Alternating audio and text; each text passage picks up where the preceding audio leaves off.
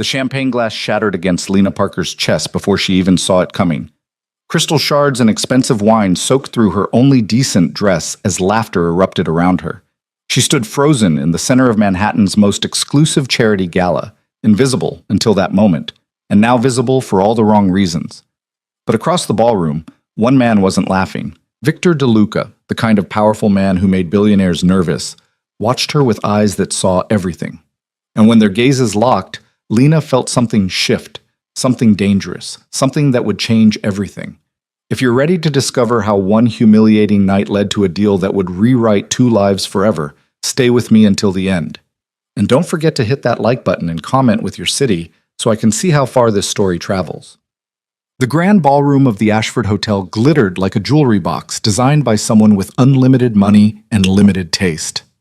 Crystal chandeliers the size of compact cars hung from gilded ceilings, their light refracting through champagne flutes and diamond necklaces worth more than most people's houses.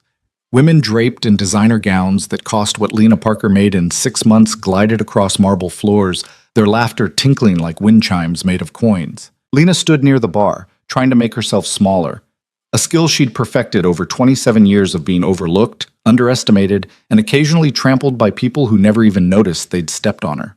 Her dress was wrong. She'd known it the moment she'd walked through the door 2 hours ago, but knowing and being able to afford better were two different countries separated by an ocean of unpaid student loans and a non-profit salary that barely covered rent in Queens. The black cocktail dress had looked elegant enough in her apartment's dim lighting. Under the Ashford's unforgiving chandeliers, it looked exactly like what it was, a clearance rack special masquerading as appropriate. "More champagne, miss?" The bartender's voice held the practiced neutrality of someone trained to serve without judging, though his eyes flicked briefly to her name tag, the adhesive kind that screamed charity worker rather than donor. "Just water, please." Lena's voice came out quieter than she'd intended. She cleared her throat. "Thank you." She'd come tonight because her boss had insisted, because someone from the Mercy Street Youth Foundation needed to work the room and charm potential donors, and because saying no to Janine meant looking for a new job. So here she was, armed with business cards and talking points about at-risk youth programs, desperately trying to make meaningful connections with people who looked through her like she was made of glass. 3 hours. She just needed to survive 3 more hours, collect a few business cards, and she could go home to her studio apartment and her cat, and the leftover Chinese food that was probably still good. "Lena Parker?" She turned to find Cassandra Whitmore bearing down on her like a yacht with designer sails. Cassandra was everything Lena wasn't. Tall, blonde, perfectly assembled, and married to a hedge fund manager whose political donations bought him access to senators. They'd gone to Columbia together, though Cassandra had spent those years networking at the right parties while Lena had been working 2 jobs to pay tuition. "Cassandra," Lena managed what she hoped was a professional smile. "How are you?" "Exhausted, honestly." Cassandra's laugh was practiced, the kind of sound that said, "Look how relatable I am," while simultaneously establishing that her exhaustion came from yacht parties and charity galas, not double shifts and overdue bills. "These events are so draining, aren't they?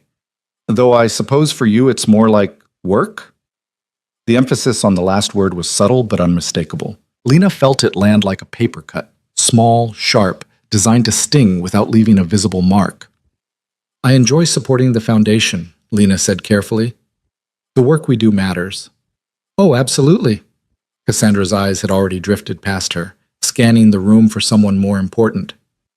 "It's wonderful that people like you are so dedicated to helping. People like you."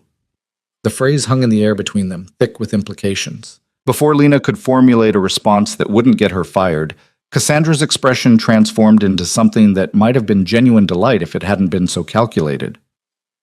Victor DeLuca!" Lena turned instinctively, following Cassandra's gaze across the ballroom. And that's when she saw him for the first time. He stood near the main entrance, surrounded by space in a way that had nothing to do with the actual physical distance between him and other guests. Men in $1,000 suits seemed to orbit him at a respectful radius, their body language speaking volumes about power dynamics and hierarchy. He was tall, maybe 6'2", with dark hair touched with silver at the temples, and features that looked like they'd been carved with a knife designed for precision work. His tuxedo fit the way expensive things fit when they've been tailored by someone who understands that perfection is in the details. But it was his eyes that caught her. Even from across the room, even surrounded by people vying for his attention, his eyes were the coldest thing she'd ever seen. Not cruel exactly, just calculated. Like he was constantly running equations in his head, weighing variables, assessing threats and opportunities with the same dispassionate efficiency. "Excuse me," Cassandra said, already moving. "I really should go say hello." Lena watched her glide away, wondering what it must be like to move through the world with that kind of confidence, to approach powerful men like you, had every right to their attention and time. Victor DeLuca. The name resonated somewhere in her memory, though she couldn't place it immediately. Someone important, clearly. Someone who made Cassandra Whitmore, who treated senators like peers, nervous enough to check her lipstick in her champagne flute's reflection before approaching. Lena turned back to the bar, accepting her water from the bartender with a grateful nod. 3 hours had become 2 hours and 45 minutes. Progress. "That's Victor DeLuca." The bartender's voice was low, meant only for her ears. "You know who he is?" "Should I?" The bartender's expression suggested she'd just admitted to not knowing the sky was blue. "Real estate, mostly. Office buildings, luxury developments, that sort of thing. But there are rumors." He trailed off, and Lena recognized the careful pause of someone who'd learned that finishing certain sentences could be dangerous. "Rumors?" "That his business interests are more diverse than they appear in the business section." The bartender polished a glass that was already spotless. "The kind of diverse that makes prosecutors interested and witnesses forgetful." Understanding clicked into place. Victor DeLuca. She had heard the name before, whispered in the same tones people used when discussing things that were probably true, but definitely unwise to say out loud. Real estate developer with ties to organized crime. Business magnate whose competitors had a habit of experiencing unfortunate setbacks. Philanthropist whose charitable donations were perhaps less about generosity and more about reputation laundering. Lena watched him across the ballroom, observing the subtle dance of power playing out in real time. People approached him with the careful respect usually reserved for sleeping predators, eager for his attention, terrified of his focus. She was so absorbed in watching that she didn't notice Marcus Chen until he was directly beside her. "Lena, there you are." Marcus worked from the mayor's office in some capacity Lena had never fully understood, something involving community outreach that seemed to mostly involve attending events like this. They'd met at a dozen similar functions, and he'd always been friendly in that aggressively enthusiastic way that made her suspect he'd read the same networking books she had. "Marcus, hi. Listen, I've been meaning to connect you with someone, Diane Rodriguez from the Steinberg Foundation. She handles their youth programming grants, and I think your organization would be perfect for their next funding cycle." Marcus was already scanning the crowd, his hand on her elbow in a way that would have been presumptuous if it hadn't been so clearly well-intentioned. "She's here somewhere. I saw her earlier." The champagne hit Lena's chest with the force of deliberate aim. For a moment, time seemed to stop. She felt the cold liquid soaking through fabric, felt the weight of crystal shards sliding down her skin, felt Marcus's hand jerk away from her elbow as if she'd suddenly become contagious. Then came the laughter. "Oh my God!" The voice belonged to Brittany Ashford, socialite daughter of the hotel's owner and a woman whose primary talent seemed to be making other people feel small. "I'm so sorry." Except she wasn't sorry. Her eyes danced with delight, and her friends, 3 women who looked like they'd been assembled from the same designer catalog, were already giggling behind their hands. "I didn't see you there," Brittany continued, her voice loud enough to carry across their section of the ballroom. Conversations were stopping, heads turning. "You just blend right in, don't you?" More laughter. Lena stood frozen, champagne dripping from her dress, feeling 100 eyes assessing the spectacle she'd become. The heat of humiliation crawled up her neck, burning across her cheeks. "It's fine," she managed, her voice barely above a whisper. "It was an accident." Was it, though? One of Brittany's friends, a redhead whose name Lena didn't know and didn't want to, stepped closer. "I mean, you're standing right in the middle of the walkway, kind of asking for it, don't you think?" "Maybe she wanted attention," another one offered. "You know how these charity workers are, always looking for a handout." The words landed like physical blows.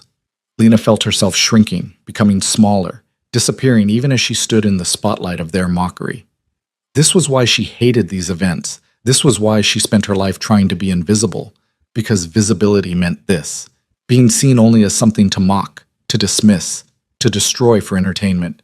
"Excuse me," she whispered, though no one was listening anymore. They'd already moved on, Brittany accepting congratulations from her friends like she'd accomplished something worthwhile. Lena pushed through the crowd, desperate for escape. The bathroom. She could clean up in the bathroom, maybe salvage her dress, definitely salvage what remained of her dignity, if she could just get out of this ballroom before the tears that were threatening actually fell. She was 3 steps from the exit when she collided with something solid. Not something. Someone. Hands caught her shoulders, steadying her before she could stumble. Lena looked up, apology already forming on her lips, and found herself staring directly into the coldest eyes she'd ever seen.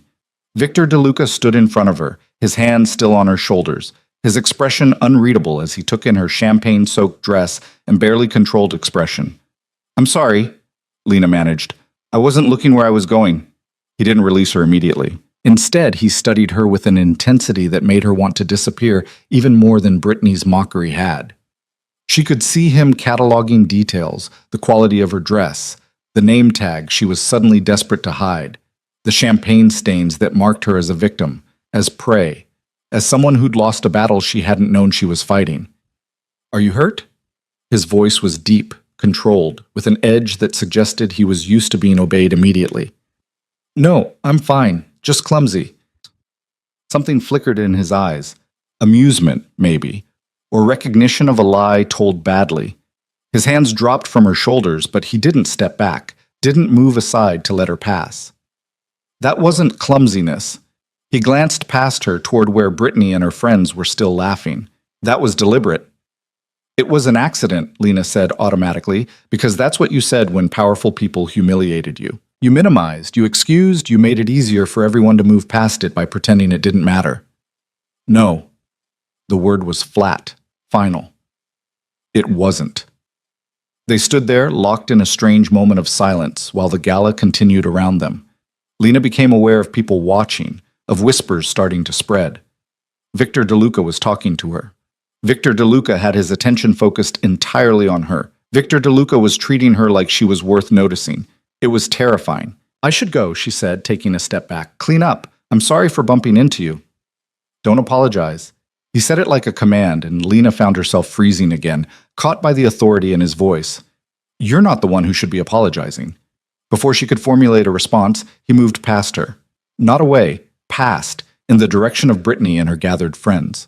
Lena turned, compelled to watch even though every instinct screamed at her to run. Victor approached their circle with the same controlled precision she'd observed earlier. Conversations died as he neared. Brittany's triumphant expression faltered slightly, uncertainty creeping in around the edges. "Miss Ashford." Victor's voice carried clearly, though he wasn't shouting. People simply went quiet when he spoke. "I believe you owe someone an apology." Brittany's face cycled through several emotions: surprise, confusion, defiance, before landing on a practiced charm offensive. "Mr. DeLuca, I didn't realize you'd arrived. My father will be so pleased." "An apology," Victor repeated, cutting through her deflection with surgical precision. "For the champagne you deliberately threw on that young woman, the one you're all finding so amusing." Silence spread like ripples from a stone dropped in still water. Lena felt frozen, unable to move, unable to process what was happening. Men like Victor DeLuca didn't intervene in petty social cruelties. They barely noticed them. They certainly didn't champion the victims. "It was an accident," Brittany tried, but her voice had lost its earlier confidence. "No." Victor's eyes were glacial. "It wasn't. And everyone here knows it, including your father, who is currently watching from near the stage and looking increasingly concerned about whether his daughter's behavior might impact his relationship with my development company." Lena followed his gaze and spotted Jonathan Ashford indeed watching their interaction with an expression that suggested he was calculating losses. "I suggest," Victor continued, his tone conversational but underlaid with steel, "that you apologize, sincerely, and then perhaps reflect on whether casual cruelty is worth risking your family's business relationships." Brittany's face had gone pale. Her friends had melted away like morning frost under sunlight, suddenly very interested in other parts of the ballroom. She stood alone, exposed, experiencing the humiliation she'd just inflicted on Lena with the casual ease of someone who'd never faced consequences. "I'm sorry," Brittany said, though she was looking at Victor rather than Lena. "It was inappropriate." "Tell her." Victor gestured toward Lena without looking away from Brittany. Not me. Brittany's eyes found Lena, and in them Lena saw something she recognized. The desperate fear of someone suddenly aware of their own vulnerability. It should have felt like victory. Instead, it felt complicated. I'm sorry, Brittany repeated, this time directed at Lena. For the champagne. It was wrong. The apology was wooden, forced, extracted under duress rather than offered from genuine remorse. But it was also more than Lena had ever expected to receive. More than she'd thought possible in a world where people like Brittany never face consequences for cruelty to people like her. Victor nodded once, a dismissal that Brittany accepted gratefully, fleeing toward her father with the relief of someone who'd narrowly avoided disaster. Then Victor turned back to Lena, and she felt the full weight of his attention again. Come with me, he said. Not a question, a statement of intent. You should get out of that dress before the stain sets permanently. He was already moving, and Lena found herself following, pulled along in his wake like debris caught in a powerful current.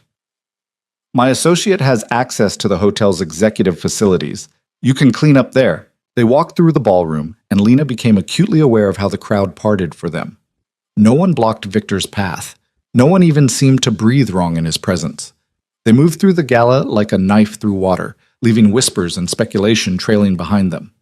He led her to a private elevator, producing a key card that granted access to floors not marked on the regular panel. They rode up in silence, Lena hyper-aware of the champagne still dripping from her dress, of the absurdity of her situation, of the fact that she was alone in an elevator with a man whose rumored business interests included things that made prosecutors nervous.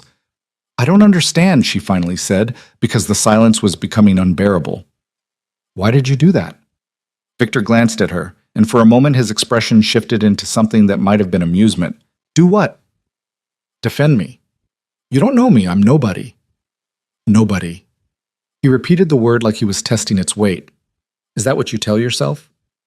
The elevator doors opened onto a corridor that screamed luxury and exclusivity. Victor led her to a suite at the end, using another keycard to grant access. The room beyond was larger than Lena's entire apartment, all floor-to-ceiling windows overlooking Manhattan and furniture that looked like it belonged in a museum. The bathroom is through there. Victor gestured to a door on the left. You'll find everything you need. Take your time.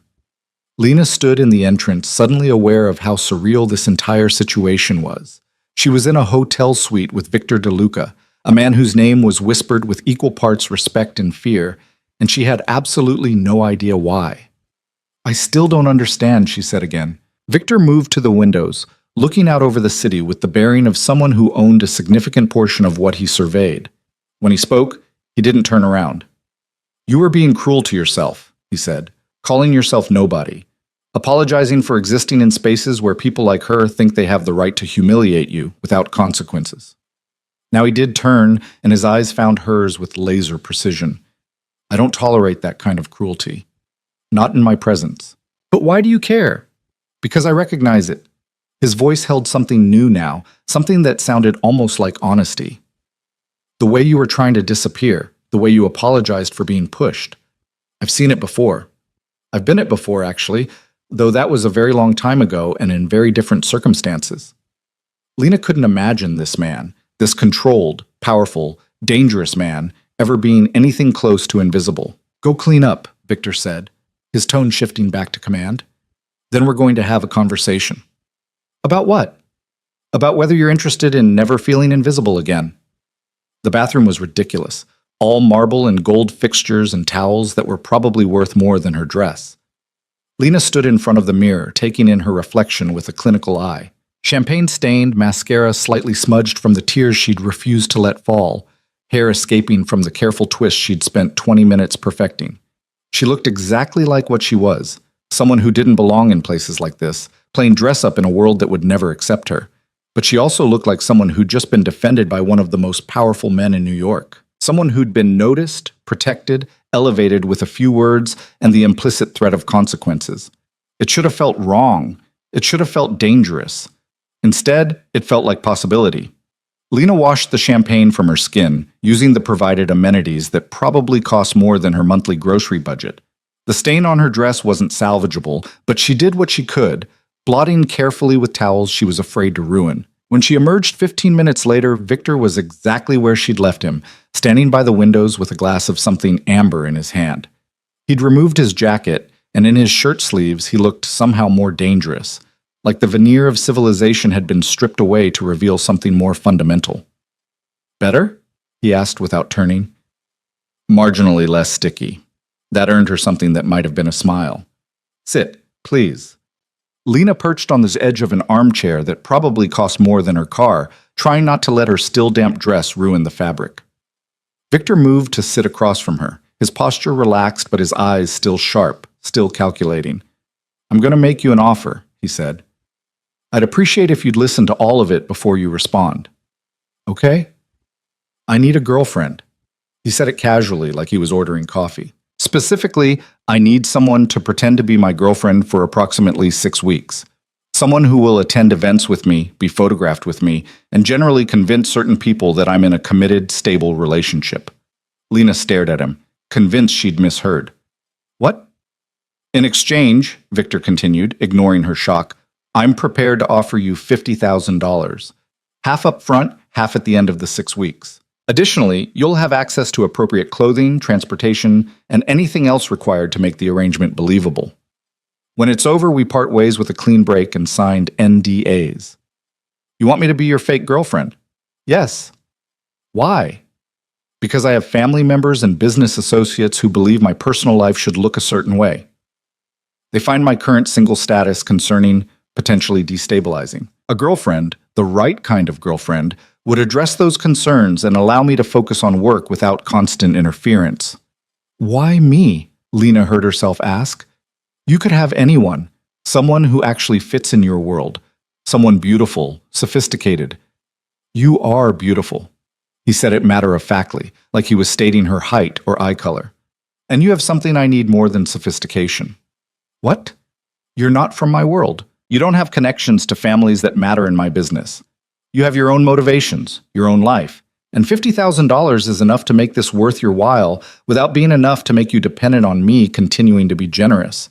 That makes you trustworthy in ways that someone from my usual circles could never be." Lena's mind reeled. $50,000 would pay off her student loans. It would give her breathing room, security, the ability to maybe actually save money for the first time in her adult life. It would also mean entering a world she didn't understand, playing a role she had no experience with, and entangling herself with a man whose business interests allegedly included activities that made prosecutors nervous. "What you're really asking," she said slowly, "is whether I'm willing to lie to powerful people for money. I'm asking whether you're willing to participate in a mutually beneficial arrangement for fair compensation." Victor leaned forward slightly. "The difference matters." "Does it?" "To me, yes. I'm not asking you to compromise your ethics or do anything that would harm you. I'm asking you to attend parties, smile for cameras, and let people make assumptions about our relationship. Nothing illegal, nothing dangerous, just performance." "Nothing dangerous," Lena repeated. "Except you're not exactly known for safe, boring business practices, are you?" That earned her a real smile, brief but genuine. "You've heard the rumors." Everyone's heard the rumors. "Most of which are significantly more interesting than reality." Victor settled back in his chair. "But you're right to be cautious. So let me be clear. This arrangement would not involve you in any aspect of my business beyond appearing at social events. You would not be asked to carry messages, hide anything, or participate in anything remotely questionable. You would simply be my girlfriend at dinners, galas, and family functions." "Your family is okay with you hiring a girlfriend?" "My family won't know you're hired. They'll believe what I tell them to believe. That we met, we connected, and I'm taking the relationship seriously enough to bring you into my world." Lena stood, suddenly needing to move. She walked to the windows, looking out over Manhattan's glittering skyline. Somewhere down there was her studio apartment in Queens, her cat, her life of careful budgeting and constant financial anxiety.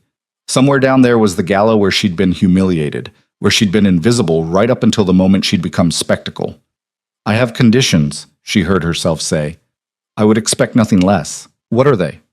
She turned to face him, drawing on reserves of courage she didn't know she possessed.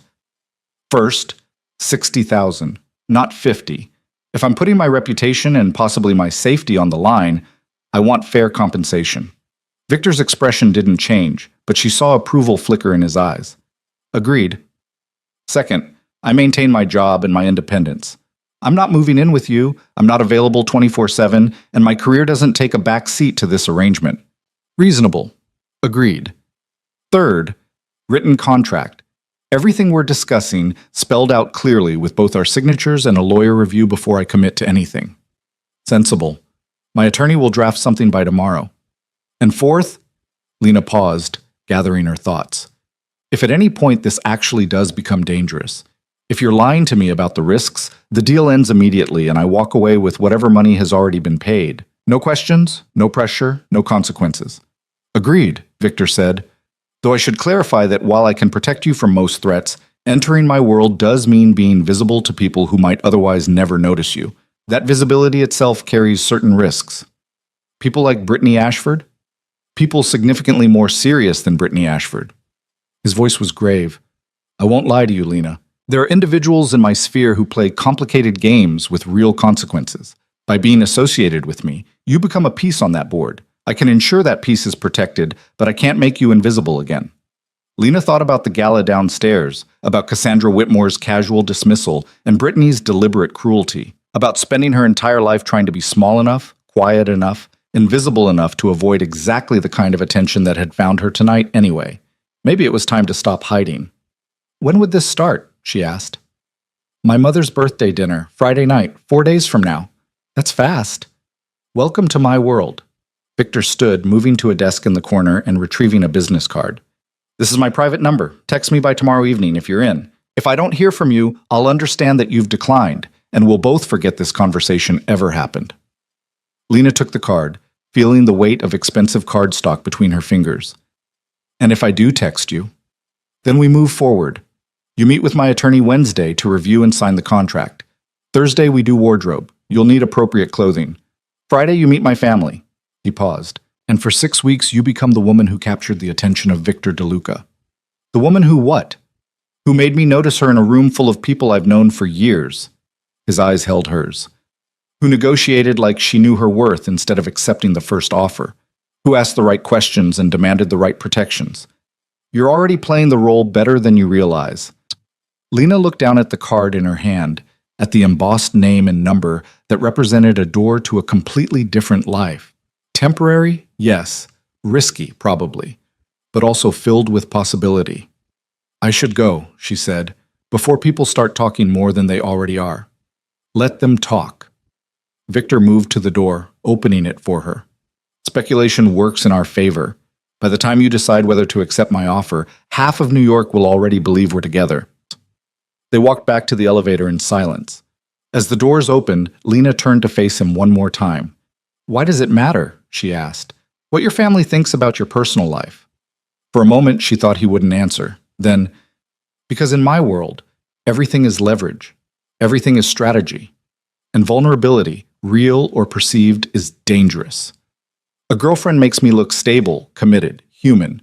It removes certain pressures and creates others that are easier to manage. So I'm armor. Your solution to a problem, he corrected. And possibly the most interesting person I've met in years, which is saying something given the company I usually keep. The elevator descended, and Lena watched the numbers drop, each floor bringing her closer to a decision that would change everything or nothing, depending on what she chose tomorrow. When the doors opened on the ballroom level, Victor placed a hand on her arm. One more thing, he said. That woman who threw champagne on you, she did you a favor. How do you figure? She made you visible. And visibility, Lena Parker, is the first step to power. Then he was gone, disappearing back into the gala with the same controlled precision he'd used to leave it. Lena stood in the elevator alcove, her dress still damp, her mind racing, her hand clutching a business card that felt like it weighed 1,000 pounds. She could go back to the gala, try to salvage the networking opportunities she'd come for. Or she could go home, feed her cat, and pretend tonight had never happened. Instead, she found herself pulling out her phone and typing a quick message to Janine. Leaving early, not feeling well. We'll follow up with contacts tomorrow. Then she ordered an Uber and stood in the Ashford Hotel's marble lobby, watching wealthy people drift past like fish in an expensive aquarium, and wondered if she was about to make the best decision of her life or the worst. Her phone buzzed. A text from an unknown number. Think about it, but not too long. Some opportunities have expiration dates. Lena looked at the message, then at Victor's business card, then at her reflection in the lobby's mirrored walls. She looked tired, stained, out of place. She also looked like someone who'd just been offered $60,000 to pretend to be someone's girlfriend. She looked like someone who'd been invisible her entire life, right up until the moment someone powerful had decided to see her. And she looked like someone who was seriously considering saying yes. The text sat in Lena's drafts folder for 36 hours before she finally pressed send. She'd written it 17 different ways, too casual, too formal, too eager, too hesitant. In the end, she'd settled for simple. I'm in. When do we start? His response came within minutes. Wednesday, 2 p.m. Address below. Bring questions. The address led to a building in Midtown that looked like it had been designed by someone who believed architecture should intimidate. All black glass and sharp angles, it rose 40 stories into the Manhattan skyline with the subtle aggression of a knife blade. The lobby security was the kind that made TSA look casual. 2 guards, metal detectors, and a visitor management system that required her driver's license, photo, and presumably a background check before they'd let her near the elevators. 38th floor, the guard said, returning her ID with an expression that gave nothing away. Mister, DeLuca's office is straight ahead when you exit. The elevator was the fastest Lena had ever been in, her stomach dropping as it rocketed upward with barely a whisper of sound. When the doors opened, she stepped into a reception area that looked like it had been staged for a design magazine. Everything was clean lines and expensive materials, the kind of space that made you aware of your own fingerprints. A woman sat behind a glass desk that seemed to float in midair. She was maybe 50, perfectly composed, with eyes that assessed Lena in approximately 3 seconds and came to conclusions she kept to herself. Lena Parker, the woman said. Not a question. Mr. DeLuca is expecting you. Conference room 2, just through those doors. The conference room could have hosted board meetings for a small corporation. Floor-to-ceiling windows offered views of Manhattan that probably cost more per square foot than most people's apartments. A table that looked like it had been carved from a single piece of wood dominated the center of the room, surrounded by chairs that were somehow both modern and comfortable. Victor sat at the head of the table, reading something on a tablet. He looked different in daylight, less like a figure from a thriller and more like what he allegedly was, a successful businessman reviewing contracts. When he glanced up and saw her, something shifted in his expression. You came, he said. You sound surprised, cautiously optimistic. He gestured to a chair. Sit. We have work to do. A man Lena hadn't noticed stood from a chair near the windows. He was older, maybe 60, with silver hair and the kind of face that suggested he'd spent decades learning to keep secrets. He carried a leather portfolio that looked like it cost more than her monthly rent. Lena Parker, this is James Morrison, my attorney. Ms. Parker. Morrison's handshake was firm, professional. I've prepared the contract Mr. DeLuca outlined. Shall we review it together? The next hour was a masterclass in exactly how wealthy people protected themselves. The contract was 30 pages of dense legal language that Morrison translated into plain English, while Victor watched with the patience of someone who'd done this particular dance before. 6 weeks. $60,000, split into 2 payments. Lena would attend a minimum of 2 events per week with Victor, plus family dinners and any reasonably necessary social functions. She'd be expected to portray a woman in a committed relationship, affectionate but not inappropriately so, interested but maintaining her own identity and career. This section, Morrison said, tapping a page near the middle, outlines the NDA. You cannot discuss the nature of this arrangement with anyone during or after the 6-week period. Violation results in financial penalties and potential legal action. How much? Lena asked. Double what you're being paid plus legal fees. Lena whistled softly. So keep my mouth shut or lose everything, plus more. Exactly. Victor's voice was matter of fact. I'm trusting you with information that could damage my reputation and business relationships. The NDA protects both of us. How does it protect me? Morrison flipped to another section. Mister, DeLuca is prohibited from disclosing the arrangement as well. He cannot use it against you, cannot threaten to reveal it, cannot leverage it for any purpose beyond what's outlined in this contract. Equal protection, equal consequences. They continued through the document, covering everything from wardrobe budgets to transportation arrangements to what happened if either party wanted to terminate early. It was thorough, clinical, and somehow made the entire situation feel more real and more surreal at the same time it was set. You mentioned bringing questions, Morrison said. Now would be the time. Lena had a list on her phone. She pulled it up, suddenly feeling like a student taking an exam she hadn't studied for. What exactly does affectionate but not inappropriately so mean? Victor leaned back in his chair. Hand-holding, kisses on the cheek, standing close in social situations. Things that suggest comfort and intimacy without crossing into territory that would make either of us genuinely uncomfortable. And if something does make me uncomfortable, you tell me and we adjust. He said it simply, like it was obvious. This only works if we both maintain boundaries we can live with. What about my job? You said I could keep working, but what if the foundation has events that conflict with yours? We coordinate schedules in advance. Your career takes priority when there's a conflict, unless it's something critical on my end, in which case we negotiate. Victor pulled up a calendar on the tablet. I've already blocked out the next 6 weeks with known commitments. We'll build your schedule around them where possible. Lena scanned the calendar. He turned toward her. Dinners, galas, business functions, and several items marked simply family. It looked exhausting. Your mother's birthday is Friday, she noted. That's the first event? Yes.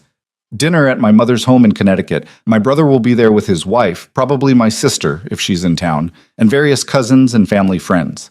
Victor's expression suggested he was not looking forward to it. Fair warning, my family is complicated. Complicated how? They have opinions about how I should live my life and insufficient boundaries about expressing those opinions. He paused. They're also excellent at reading people. You'll need to be convincing. The weight of what she was agreeing to settled more heavily across Lena's shoulders. This wasn't just attending parties and smiling for cameras. This was lying to a man's family, maintaining a fiction with people who apparently had the skills to detect fiction. What if they don't like me? She asked. They will. Victor said it with such certainty that Lena almost believed him. You're intelligent, employed, not from our world in ways that will seem refreshingly normal. My mother will be relieved I'm dating someone who doesn't come with family entanglements and political complications. And when it ends, what do we tell them? That we realized we wanted different things, that the relationship ran its course, that we care about each other, but it wasn't meant to be. He shrugged. People break up. It happens. Morrison cleared his throat. If there are no other questions, Ms. Parker, we should finalize signatures. Lena looked at the contract, at the signature line that represented a door she could still choose not to walk through. $60,000. 6 weeks. A glimpse into a world she'd never otherwise access. And Victor DeLuca, watching her with those calculating eyes that saw too much. One more question, she said. Why me specifically? You still haven't really answered that. Victor exchanged a glance with Morrison, some silent communication Lena couldn't interpret. Then he stood, moving to the windows to look out over the city. Because you negotiated, he said finally. When I made my offer, you didn't accept immediately. You didn't say yes out of desperation or gratitude or fear. You assessed the situation, determined your worth, and demanded better terms. He turned back to face her. That told me you're someone who can hold her own, who won't collapse under pressure, and who understands that power dynamics are negotiable rather than fixed. You wanted someone who would push back. I wanted someone who wouldn't disappear. His voice held something Lena was starting to recognize as honesty. My world eats people who can't stand their ground. You've been invisible by choice, which is different than being invisible because you lack substance. I needed someone with substance. It was possibly the most honest thing anyone had ever said to her. Lena picked up the pen Morrison offered and signed her name on the line that would change her life for the next 6 weeks. Welcome aboard, Morrison said, producing a check that made Lena's hands shake slightly as she accepted it. $30,000, made out in her name, real and tangible and terrifying.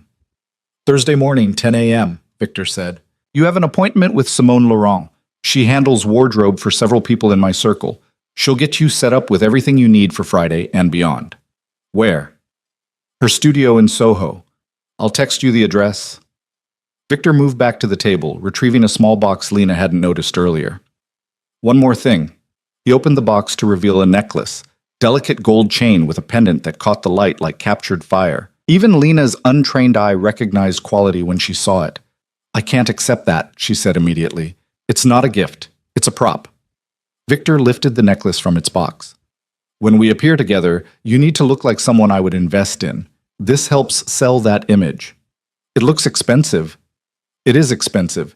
It's also returnable at the end of our arrangement, like everything else you'll wear. He held it out. May I? Lena hesitated, then turned, lifting her hair so he could fasten the clasp. His fingers were surprisingly gentle against her neck, the touch brief and professional, but somehow more intimate than she'd expected. When she turned back, the pendant rested just below her collarbone, warm against her skin. Perfect, Victor said. Keep it on. Get used to wearing jewelry that costs more than a car. It's part of the role. Morrison gathered his documents with the efficiency of someone who'd completed similar transactions many times before. I'll file the signed contracts and handle the legal protections we discussed. Ms. Parker, if you have any concerns or questions during the arrangement, you can contact me directly. He produced a business card. Anytime, day or night. After Morrison left, Lena found herself alone with Victor in the conference room that suddenly felt much smaller. He was watching her again, that calculating assessment that made her feel like she was being cataloged and categorized. Nervous? He asked. Terrified, she admitted. I have no idea how to be your girlfriend. Then it's fortunate you have 3 days to learn.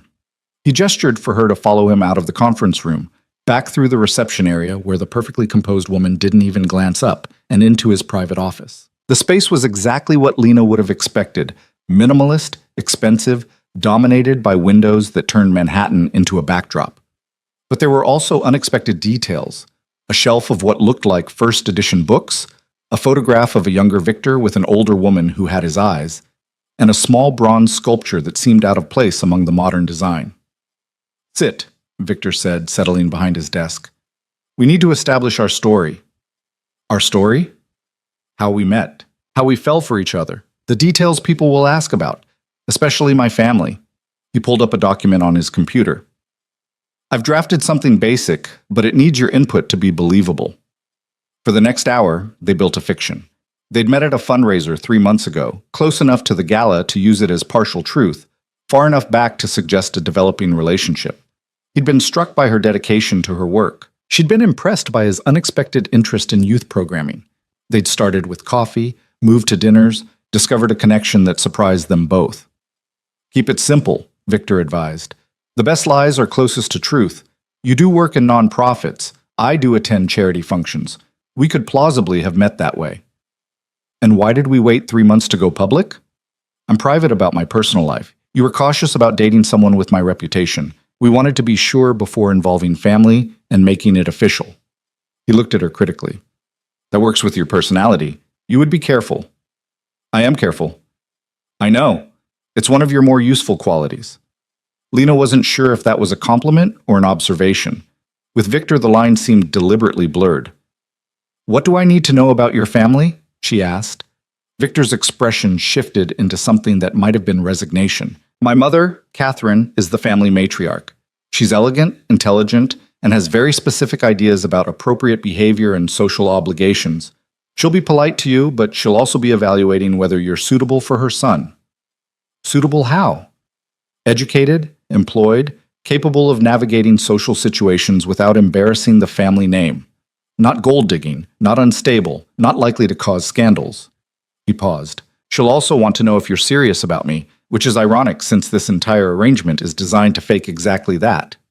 And your brother? Marcus. 2 years younger, married to a woman named Elizabeth, who comes from old money and never lets anyone forget it. He works in the family business, handles the legitimate real estate development while I manage the more complicated ventures. The ones that make prosecutors nervous? Victor's smile was brief but genuine. You're direct. I appreciate that. Yes, I handle aspects of our business that require more discretion. Marcus maintains plausible deniability and a spotless reputation, which serves the family well. Do they get along? You and your brother? We're civil, we're family. We're also fundamentally different people who wouldn't associate if we didn't share DNA. Victor stood, moving to look out the windows again. Marcus thinks I'm reckless. I think he's boring. We both think the other is right, which makes family dinners entertaining. Lena tried to imagine what family dinners looked like in the DeLuca household. Probably nothing like the chaotic, warm gatherings she remembered from her childhood, before her parents had died and left her to navigate the world alone. What about your sister? Sophia, she's 30, lives in Boston, works as a curator at a museum. She's the only one who got out of the family business entirely, and she's better for it. Something softened in Victor's voice. You'll like her. Everyone likes Sophia. Will she like me? She'll be suspicious because I've never brought anyone to family events before, but she'll give you a fair chance. That's more than you'll get from Elizabeth. Lena pulled out her phone, starting a notes file. So your mother will evaluate me, your brother will be civil, his wife will be hostile, and your sister might be an ally? Approximately, yes. Victor returned to his desk. There will also be various cousins and family friends whose opinions matter less, but who will gossip extensively.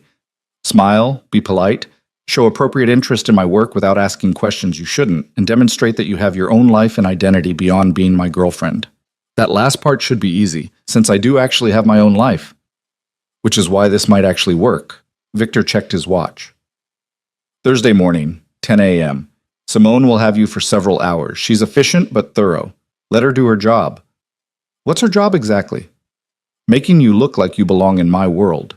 He saw her expression and added, You're beautiful, Lena, but beautiful in a way that reads as normal, accessible, girl next door. For this to work, you need to look like you could walk into any room I walk into and belong there. Simone will make that happen.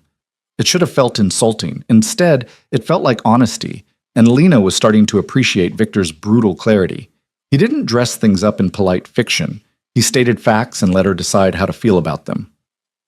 Anything else I should know before Friday? She asked. Victor considered the question. My family is traditional in some ways, progressive in others. They won't ask inappropriate questions about our relationship, but they will probe for information about your background, your family, your intentions. Be honest about your parents being gone. That's verifiable and generates sympathy. Be vague about your financial situation without lying. Present yourself as independent and self-sufficient. I am independent and self-sufficient. I know, but there's a difference between being those things and projecting them in a way that reassures wealthy people you're not after their money. He stood, signaling the end of their meeting. You'll do fine. Just remember, you're not performing for them. You're being yourself in a context that requires certain adjustments. Lena stood as well, suddenly exhausted by the weight of information and expectation. Victor? Yes? What if I mess this up? What if I say the wrong thing, or use the wrong fork, or somehow blow your cover? He moved closer, and Lena was reminded again of how tall he was, how much physical presence he commanded even when he was being gentle. Then we adjust, he said. This isn't a performance where one mistake ruins everything. It's a long game that requires flexibility and trust. I trust you to be smart enough to navigate situations as they arise. You need to trust me to support you when you're uncertain. You make it sound simple. It's not simple, but it's not impossible either. He walked her to the door. Get some rest. Deposit that check. And Lena? Yeah? Thank you for saying yes. I know this is asking a lot. She left his office with the necklace warm against her skin, the check heavy in her purse, and a future that had shifted so dramatically in 72 hours that she barely recognized her own life. Thursday morning arrived too quickly. Lena stood outside Simone Laurent's studio in Soho, staring at a door that looked like it led to somewhere she didn't belong. The building was all exposed brick and industrial chic, the kind of place that screamed expensive even before you saw the prices. Inside, a space that looked more like an art gallery than a boutique. Clothes hung on racks like sculptures, each piece displayed with museum-level care. A woman who could only be Simone moved through the space with the controlled grace of a dancer, her silver hair cut in a severe bob that somehow made her look both ageless and impossibly elegant. Lena Parker, Simone said, looking up from a tablet. Right on time. I appreciate punctuality. Thank you for seeing me. Victor is a valued client. When he asks for something, I make it happen. Simone gestured to a seating area. Coffee? Water? This will take several hours, so make yourself comfortable. What followed was the most thorough assessment Lena had ever experienced. Simone measured everything, not just the obvious dimensions, but shoulder slope, arm length, torso proportion, things Lena had never considered relevant to clothing. Then came questions, her coloring preferences, her comfort level with various styles, her lifestyle requirements beyond the events with Victor. You need to look elevated but not costumey, Simone explained, pulling pieces from racks with the efficiency of someone who'd done this thousands of times. Victor's world is sophisticated but not ostentatious, old money elegance with modern sensibility. You should look expensive but not try hard. She assembled outfits with the precision of an architect designing buildings.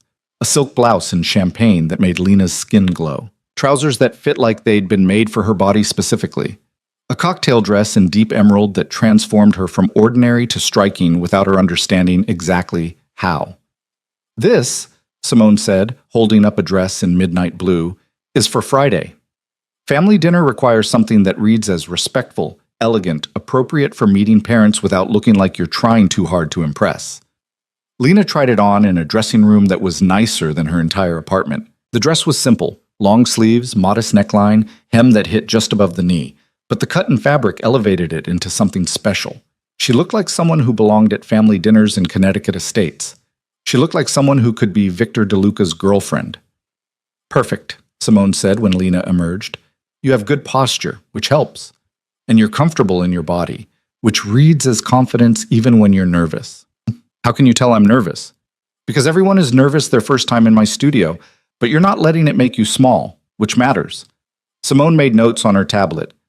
Victor said you negotiate well. That tells me you know your worth. Remember that on Friday. His family will test you. Don't shrink. By the time Lena left 3 hours later, she had a wardrobe that represented more money than she'd make in 2 years at the foundation. Simone had explained the care instructions, the appropriate occasions for each piece, and the subtle signals that luxury clothing sent to people who understood the language. One more thing, Simone had said as Lena was leaving. Victor doesn't bring women to meet me. In the 10 years I've worked with him, you're the first. Whatever this is, it matters to him more than he's probably letting on. Lena carried that observation with her through Thursday afternoon and into Friday, where it sat in her mind like a puzzle piece that didn't quite fit the picture she'd constructed. Friday evening, Victor's driver picked her up at 7. The car was exactly what she'd expected, black, expensive, with seats more comfortable than her couch.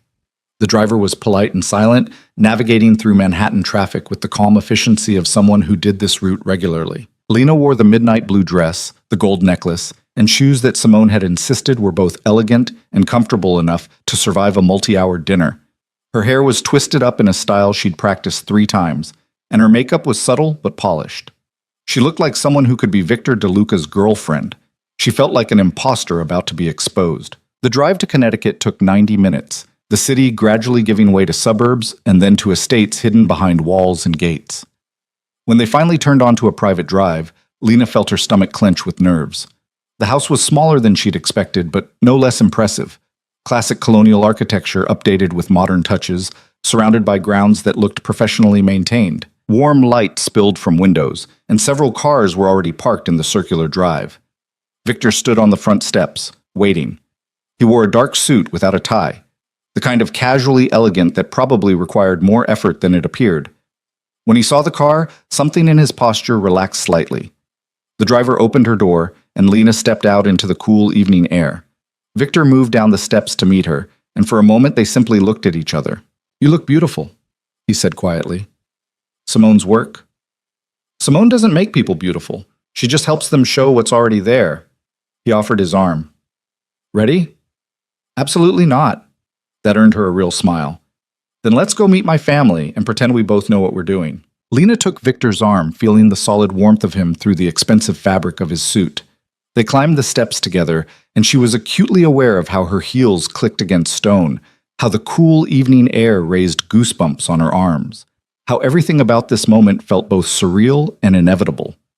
The front door opened before they reached it, revealing a woman who could only be Catherine DeLuca. She was perhaps 65, elegant in the way that came from decades of wealth and careful maintenance. Her dark hair was styled perfectly. Her dress was simple but clearly expensive, and her eyes, Victor's eyes, sharp and assessing, took in Lena with the efficiency of someone who'd spent a lifetime evaluating people. "Victor?" Catherine said, her voice warm but controlled. "You're late." "Traffic," Victor replied smoothly, leaning down to kiss his mother's cheek. "Mother, this is Lena Parker." "Lena, my mother, Catherine DeLuca." "Mrs. DeLuca." Lena extended her hand, grateful that it wasn't shaking. "Thank you for including me this evening." Catherine's handshake was firm, her smile polite but reserved. "Any friend of Victor's is welcome. Please, come in. Everyone's in the living room." The interior of the house was exactly what Lena had expected. Tasteful, expensive, filled with the kind of antiques that probably had provenance papers and insurance riders. Family photographs lined the hallway, documenting generations of DeLucas in various stages of wealth and influence. Voices drifted from an open doorway ahead, and Lena felt Victor's hand settle on the small of her back, a gesture of support that looked like intimacy. "Remember," he murmured, too quiet for his mother to hear, "you belong here because I want you here. That's all that matters." Then they were walking into a living room that could have hosted a small wedding reception. A massive fireplace dominated one wall, flames crackling against the evening chill. Furniture that looked both antique and comfortable was arranged in conversational groupings, and the people scattered throughout the room all turned to look as Victor and Lena entered. "Everyone," Victor said, his voice carrying easily. "This is Lena Parker. Lena, this is everyone." A man who looked like a younger, softer version of Victor stood from where he'd been sitting with a blonde woman whose expression could have cut glass. "The mysterious girlfriend we've heard absolutely nothing about. I'm Marcus, Victor's infinitely more charming brother." "And I'm Elizabeth," the blonde woman said, standing as well. Her dress probably cost more than Lena's car, and she wore it with the casual confidence of someone who'd never questioned whether she belonged anywhere. "It's so interesting to finally meet you." The word interesting carried enough subtext to fill a dictionary. A younger woman bounced up from a chair near the fireplace, her energy completely different from everyone else in the room. She had Catherine's elegant bone structure, but her expression was open, genuinely friendly. "I'm Sophia, the family black sheep. Thank goodness Victor finally brought someone normal to one of these things." "Oh, Sophia," Catherine said reprovingly, but there was warmth in it. "What? It's true. Remember the last woman Marcus brought home? She wouldn't sit down because she was afraid of wrinkling her dress." Sophia grinned at Lena. "You're already winning by comparison." Lena felt something in her chest loosen slightly. "The bar seems pretty low." "You have no idea," Sophia said, linking her arm through Lena's with the easy familiarity of someone who'd never met a stranger. "Come on, I'll get you a drink and tell you all of Victor's embarrassing childhood stories." "Sophia," Victor warned, but he was almost smiling. "What? She should know what she's getting into. Did he tell you about the time he tried to negotiate with Father Christmas when he was 6? Wrote up an entire contract for more presents, complete with clauses and penalty fees." "I was a precocious child," Victor said dryly. "You were a nightmare," Marcus corrected, but there was affection underneath the words. "Made the rest of us look bad by comparison." The next hour passed in a blur of introductions and careful conversation. There were cousins whose names Lena immediately forgot, family friends who asked polite questions about her work, and a constant undercurrent of assessment that she felt like static electricity against her skin. Catherine was the most subtle about it, her questions seeming casual but designed to extract maximum information. Where had Lena gone to school? Columbia, which earned an approving nod. What did she do at the foundation? Grant coordination and program development, which demonstrated ambition without seeming threatening. How had she and Victor met? A fundraiser, Lena said, sticking to the script they'd developed. 3 months ago. I was there for work, he was there for appearances, Victor finished smoothly. I attend more charity functions than I'd like. This one was actually worth the time. Because of the cause, or because of the company? Elizabeth asked, her smile not quite reaching her eyes. Both, Victor said, his hand finding Lena's and lacing their fingers together. The gesture looked natural, felt natural, and sent a small shock through Lena's system. Lena's dedicated to her work. It's refreshing to meet someone whose passion isn't just performance. The implication hung in the air that Elizabeth's own charitable work might fall into the performance category. Elizabeth's smile tightened fractionally. How wonderful, she said. Victor so rarely brings his personal life into family settings. You must be special. She is, Victor said simply. Lena felt the weight of everyone's attention, the careful calculations happening behind polite expressions. They were trying to figure her out, to determine whether she was genuine or opportunistic, whether she understood Victor's world or was naive to its darker implications. Dinner, Catherine announced, and the group migrated toward a dining room that featured a table large enough to host a summit. Place cards indicated careful seating arrangements. Lena between Victor and Sophia, Marcus and Elizabeth across from them, Catherine at the head of the table. The meal was elaborate, course after course of food that was probably delicious but that Lena barely tasted. She was too focused on navigating conversation, on watching Victor interact with his family, on maintaining the fiction that she belonged in this world of crystal glasses and family dynamics that felt like diplomatic negotiations. "So, Lena," Marcus said during the second course, his tone conversational but his eyes sharp. "Victor mentioned you work in nonprofits. That must be financially challenging." The question was a trap disguised as concern. Lena could feel Victor tense slightly beside her. "It's not lucrative," she said carefully, "but it's meaningful work. I'd rather make a difference than make a fortune."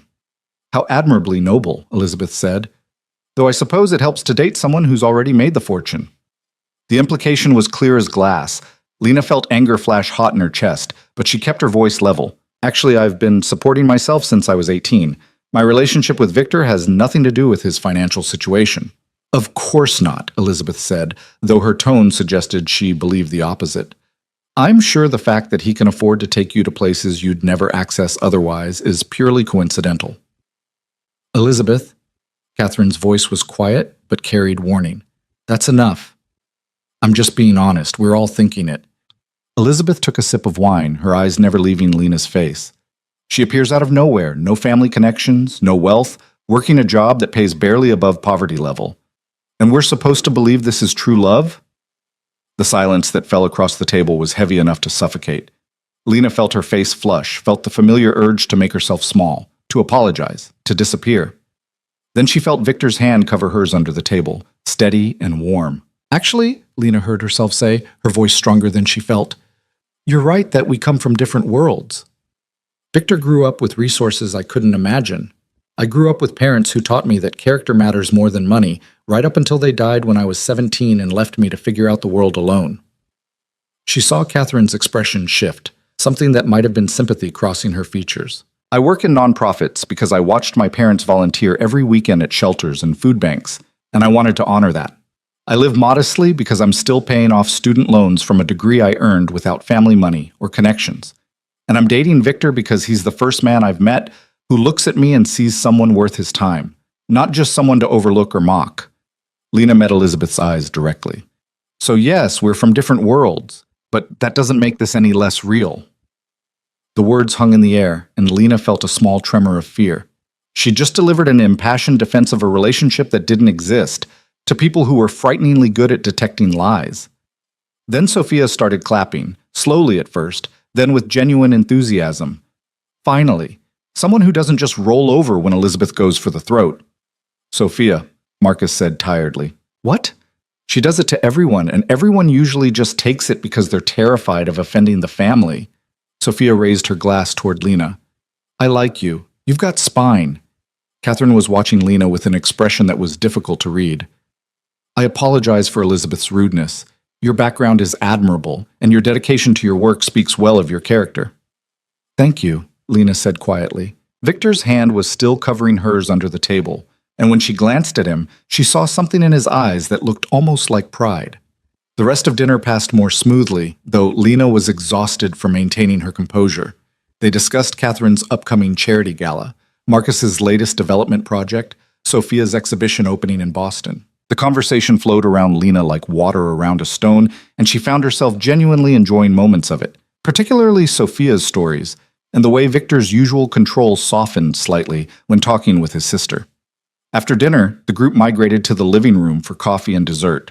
Lena excused herself to find the bathroom, grateful for a moment alone to collect herself. The powder room was on the second floor, down a hallway lined with more family photographs. Lena studied them as she walked, seeing younger versions of Victor in various settings: graduations, holidays, formal portraits. In the older photos, there was a man who must have been his father, though Victor had never mentioned him and Lena hadn't asked. She was examining a photo of teenage Victor with his siblings when she heard footsteps behind her. "That was taken the summer before our father died." Sophia's voice was quiet. "Victor was 16. Everything changed after that." Lena turned to find Sophia leaning against the wall, her expression thoughtful. "I'm sorry," Lena said. "I didn't mean to pry."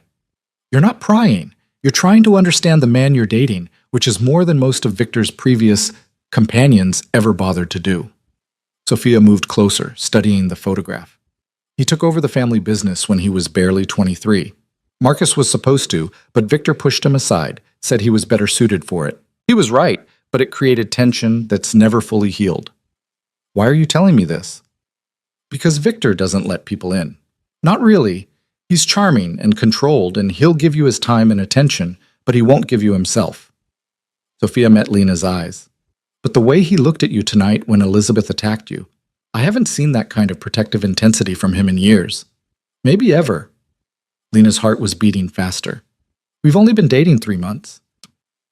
I know. That's what makes it interesting. Sophia smiled slightly. Just be careful.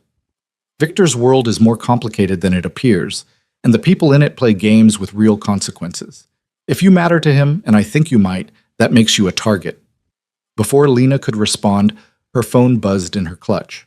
She pulled it out, frowning at an unknown number. The text message was simple. Pretty dress? Would be a shame if something happened to it. Or to you. Lena felt ice slide down her spine. Sophia, is this some kind of family test? Sophia took the phone, her expression darkening as she read the message. No, this is exactly what I was warning you about. Come on, we need to tell Victor. They found him in the library with Marcus, discussing something that became silence when Sophia burst in with Lena behind her. Victor, Sophia said, handing him Lena's phone. Someone just sent her a threat. Victor's expression went from concerned to absolutely cold in the space between heartbeats. He read the message, his jaw tightening in a way that made him look dangerous in a way Lena had never seen before. When did this come in? His voice was level, but there was steel underneath. Just now. While we were upstairs. Lena's voice sounded steadier than she felt. Who would send something like that? Victor exchanged a look with Marcus that communicated volumes. Someone who knows you're here. Someone who's been watching. What? Lena felt fear spike through her chest. Victor, what's going on? He handed the phone to Marcus, then turned to Lena with an intensity that made her want to step back.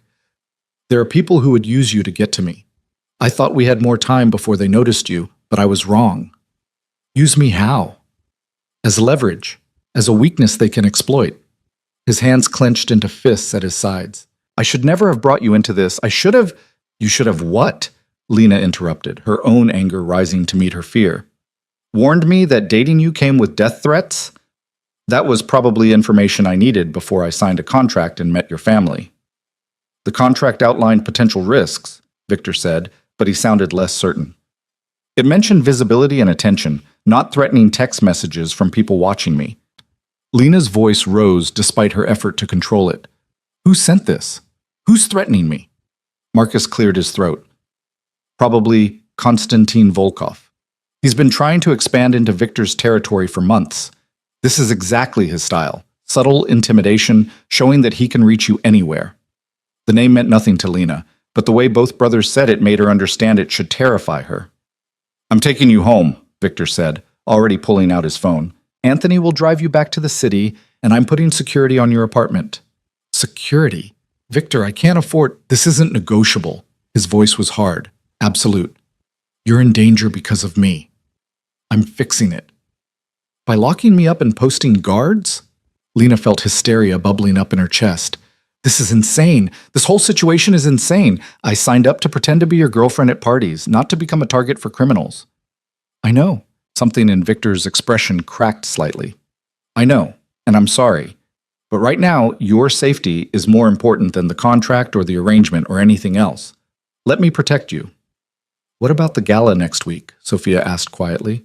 The Spring Foundation event. Half of New York's elite will be there, including most of Victor's business associates and rivals. Victor's jaw tightened. We cancel. It's not worth the risk. No, Lena heard herself say. Both brothers turned to look at her. No, we don't cancel. If we cancel, whoever sent this wins. They get to dictate my life through fear. Lena, you said this arrangement was about making you look stable and committed, about removing certain pressures and vulnerabilities. Lena's voice was steadier now, fueled by anger and fear and something else she couldn't quite name. If we hide, if we cancel appearances, that shows weakness. It shows that I'm exactly what this Volkov person thinks I am. A weakness you'll sacrifice your plans to protect. Victor stared at her like he'd never seen her before. You're suggesting we go to the gala, publicly, when someone has just explicitly threatened you. I'm suggesting we don't let threats control us. You told me visibility was the first step to power. Well, I'm visible now. Let's use it. Marcus let out a low whistle.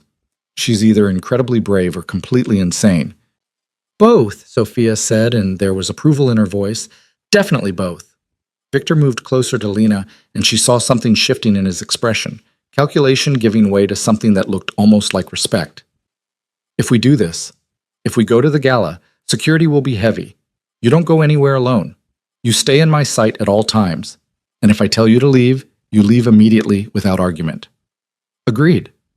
And we're still putting security on your apartment, starting tonight? Fine. And you move into my penthouse for the duration of the arrangement. It's easier to protect you if you're in a building I control. Lena opened her mouth to argue, then saw the absolute determination in his eyes. This wasn't negotiable, and honestly, the idea of going back to her studio apartment alone after a threat like that made her stomach turn.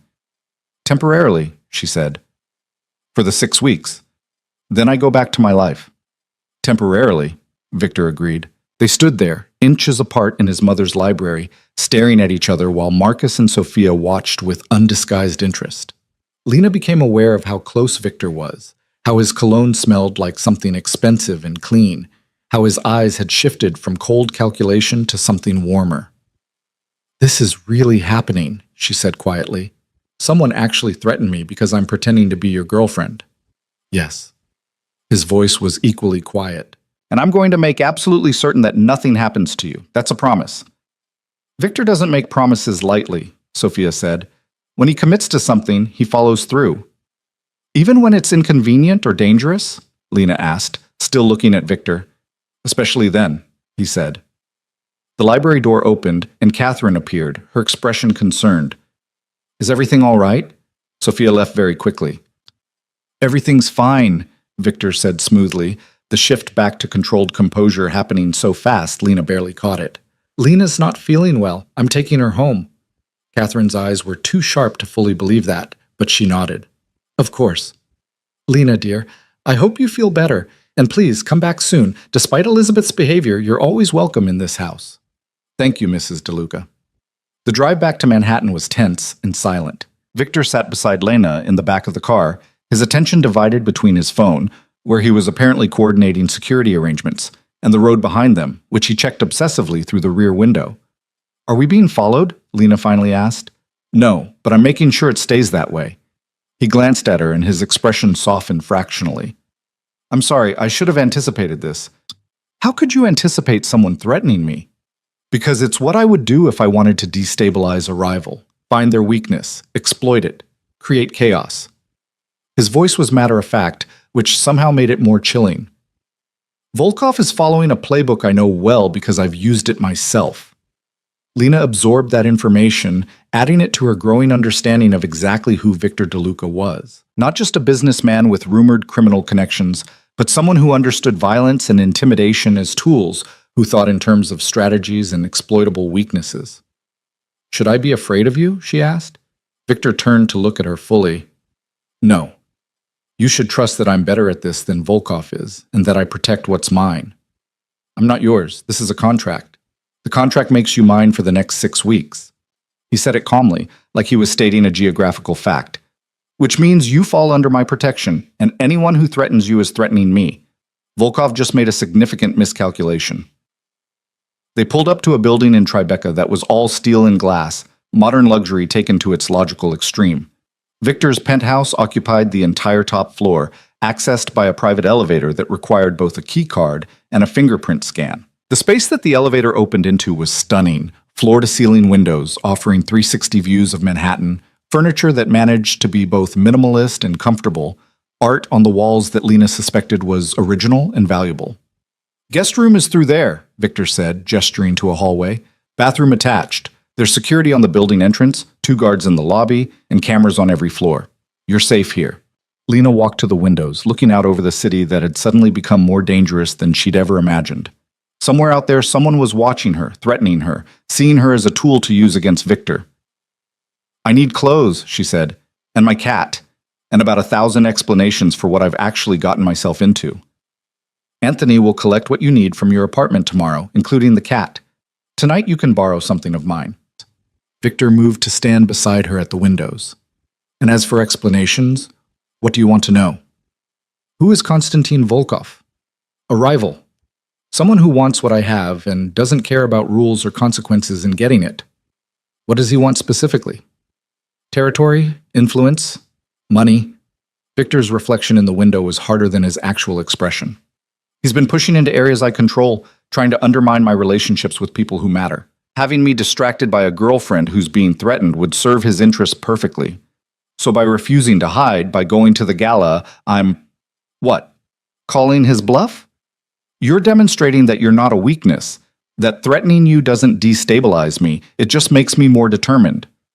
Victor turned to face her directly. But Lena, you need to understand what that means.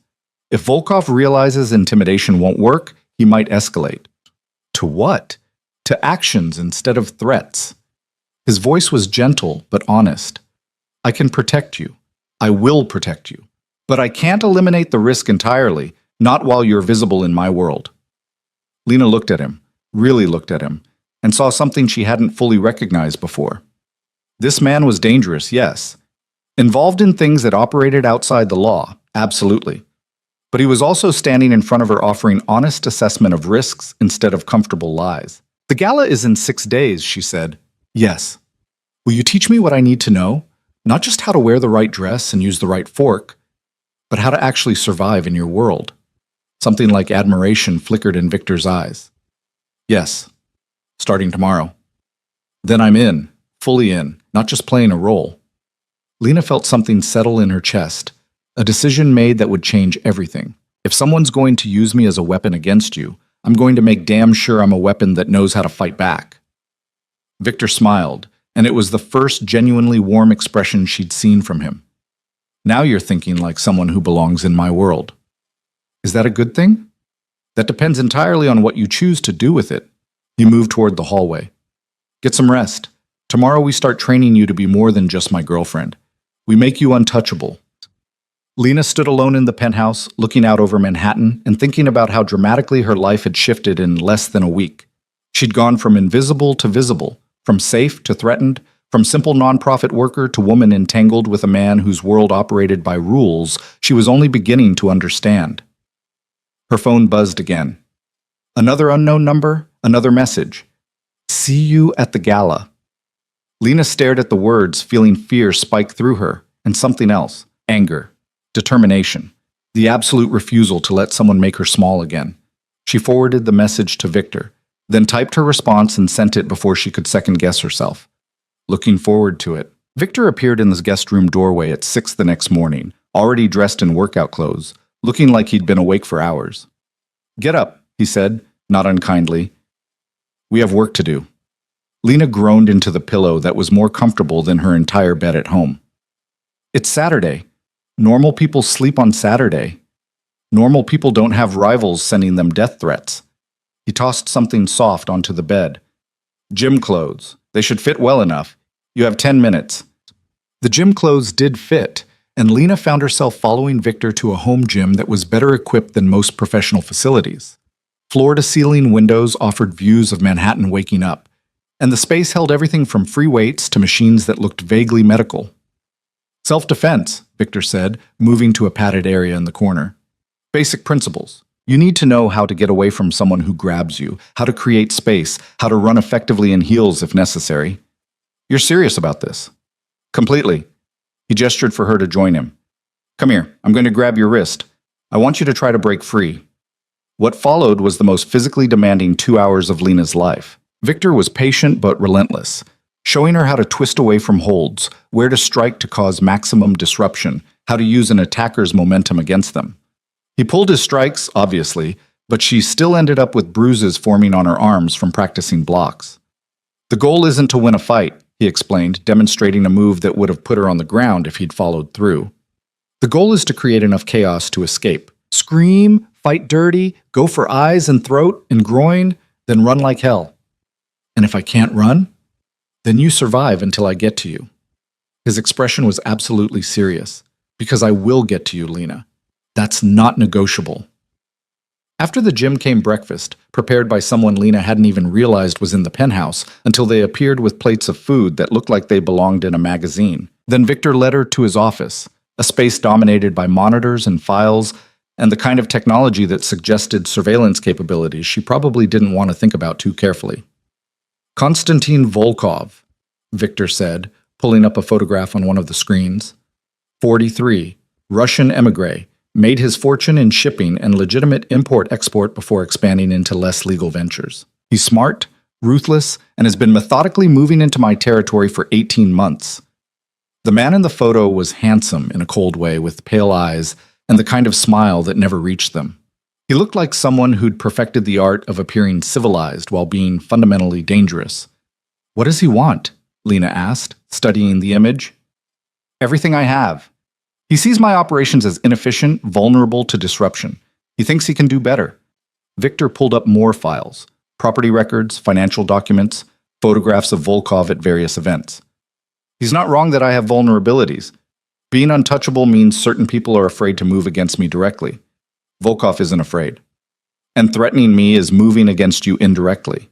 "Exactly. He's testing whether you're actually important to me or just window dressing. If I fold immediately, hide you away, cancel appearances, that tells him you matter, which makes you valuable as leverage. But it also tells him I'm willing to compromise my plans to protect you." Lena thought about that, about the chess game being played with her as one of the pieces. "So by going to the gala, we're telling him I'm not important enough to change your behavior." "No." Victor turned to face her fully. "We're telling him you are important enough that I'm willing to bring you into the open despite the threat, which means I'm confident enough in my ability to protect you that his intimidation is meaningless." That's a very fine distinction. Welcome to my world. Everything is fine distinctions and careful signals. He pulled up another set of files. "These are Volkov's known associates, people who might be at the gala, people you need to recognize on sight. Study them." Lena spent the next 3 hours memorizing faces and names, learning to identify Volkov's lieutenants and allies, understanding the network of people who might pose a threat. Victor quizzed her relentlessly, pulling up random photos and demanding immediate identification. "That's Dmitry Sokolov," Lena said when Victor showed her a picture of a heavy-set man with cold eyes. "Volkov's head of security, former military, suspected of at least 3 murders, never convicted. And if you see him at the gala, I tell you immediately, and I don't let him get me alone." "Good." Victor closed the file. "You're learning fast." "I'm terrified, which is apparently motivating." Lena rubbed her eyes, exhausted from information overload. "How do you live like this? Constantly calculating threats, identifying enemies, playing games where the consequences are actually dangerous?" "Practice." Victor's voice was matter-of-fact. "And the knowledge that showing weakness is more dangerous than any individual threat. In my world, reputation is armor. People don't come after you if they believe you're untouchable." "Are you? Untouchable?" "No one is." He stood, moving to the windows that seemed to be his default thinking space. "But I've spent 15 years building a reputation that makes people think twice before moving against me. That reputation is worth more than actual invulnerability." Lena joined him at the windows, looking out over the city that contained both her old life and this strange new existence she'd stumbled into. "Victor, can I ask you something? Why are you really doing this? Not the official story about family pressure and business stability, the real reason you needed a fake girlfriend." He was quiet for long enough that Lena thought he might not answer. Then, "Because being alone in my world is dangerous. It makes people wonder what you're hiding, what vulnerabilities you have that you're protecting by staying unattached. It creates speculation and uncertainty, which creates opportunity for rivals to probe for weaknesses. So it's purely strategic." "It was supposed to be." He glanced at her, and something in his expression was different than she'd seen before. Yeah, watching you negotiate terms, watching you stand up to my family, watching you respond to actual threats by getting angry instead of collapsing, that's been unexpected." "Unexpected how?" "I hired you because you seem controllable. Professional but not threatening, smart but not dangerous to me personally." His voice was quiet, honest in a way that felt vulnerable. "You're turning out to be considerably less controllable than I anticipated." "Is that a problem?" "I'm not sure yet." He turned back to the city. "Ask me again after the gala." The week passed in a blur of preparation. Victor drilled her on names and faces, on appropriate responses to various social scenarios, on how to navigate conversations with people whose interests ranged from legitimate business to activities that would interest prosecutors. Simone appeared twice more with additional wardrobe pieces, and Lena's apartment was efficiently packed up by professionals who moved her entire life into Victor's guest room in approximately 4 hours. Her cat, a massive orange tabby named Hemingway, settled into the penthouse like he'd been born for luxury. He immediately claimed the most expensive furniture and spent his days judging everyone from various high perches. "Your cat has excellent taste," Sophia observed during one of her visits. She'd been stopping by regularly, ostensibly to help Lena prepare for the gala, but actually, Lena suspected, to verify that her brother wasn't being his usual emotionally distant self. "Hemingway believes he deserves nothing but the best," Lena said, watching the cat sprawl across a chair that probably cost more than her first car. "Smart cat." Sophia settled onto the couch, tucking her legs under her. How are you holding up? This has been an intense week. I'm learning that I'm apparently much tougher than I thought I was. Lena joined her on the couch, grateful for the easy companionship. Or maybe just more stubborn. Both, probably. Sophia's expression turned more serious. Victor's different around you, more present somehow, like he's not just going through practiced motions. We've known each other for barely 2 weeks. How different can he be? You'd be surprised. Victor's been performing his entire adult life. The controlled businessman, the dangerous rival, the dutiful son. He's very good at being what people expect. Sophia studied Lena carefully. But when he looks at you, especially when you're arguing with him or refusing to do what he expects, he stops performing. It's like you surprise him into being genuine. Lena thought about that, about the moments when Victor's careful control slipped and she glimpsed something more raw underneath. I think he surprises himself sometimes. Definitely. Sophia's phone buzzed and she checked it, her expression shifting. "I have to go, meeting with a donor. But Lena? At the gala, stay close to Victor or me. Don't let anyone separate you from people you trust."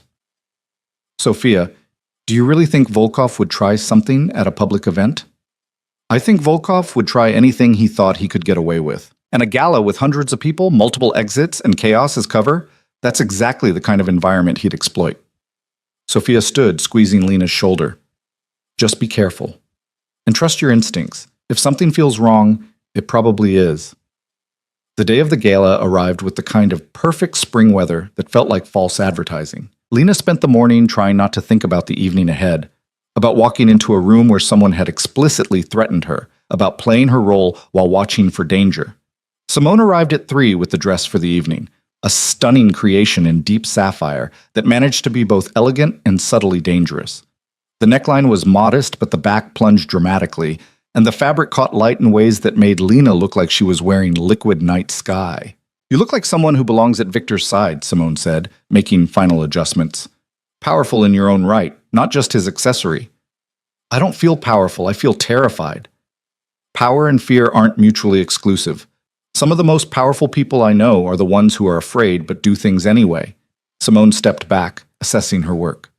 "You're going to be magnificent." Victor was waiting when Lena emerged from the guest room at 6. He wore a tuxedo that probably cost more than her student loans, and the way he looked at her when she appeared made her breath catch. "You're beautiful," he said quietly.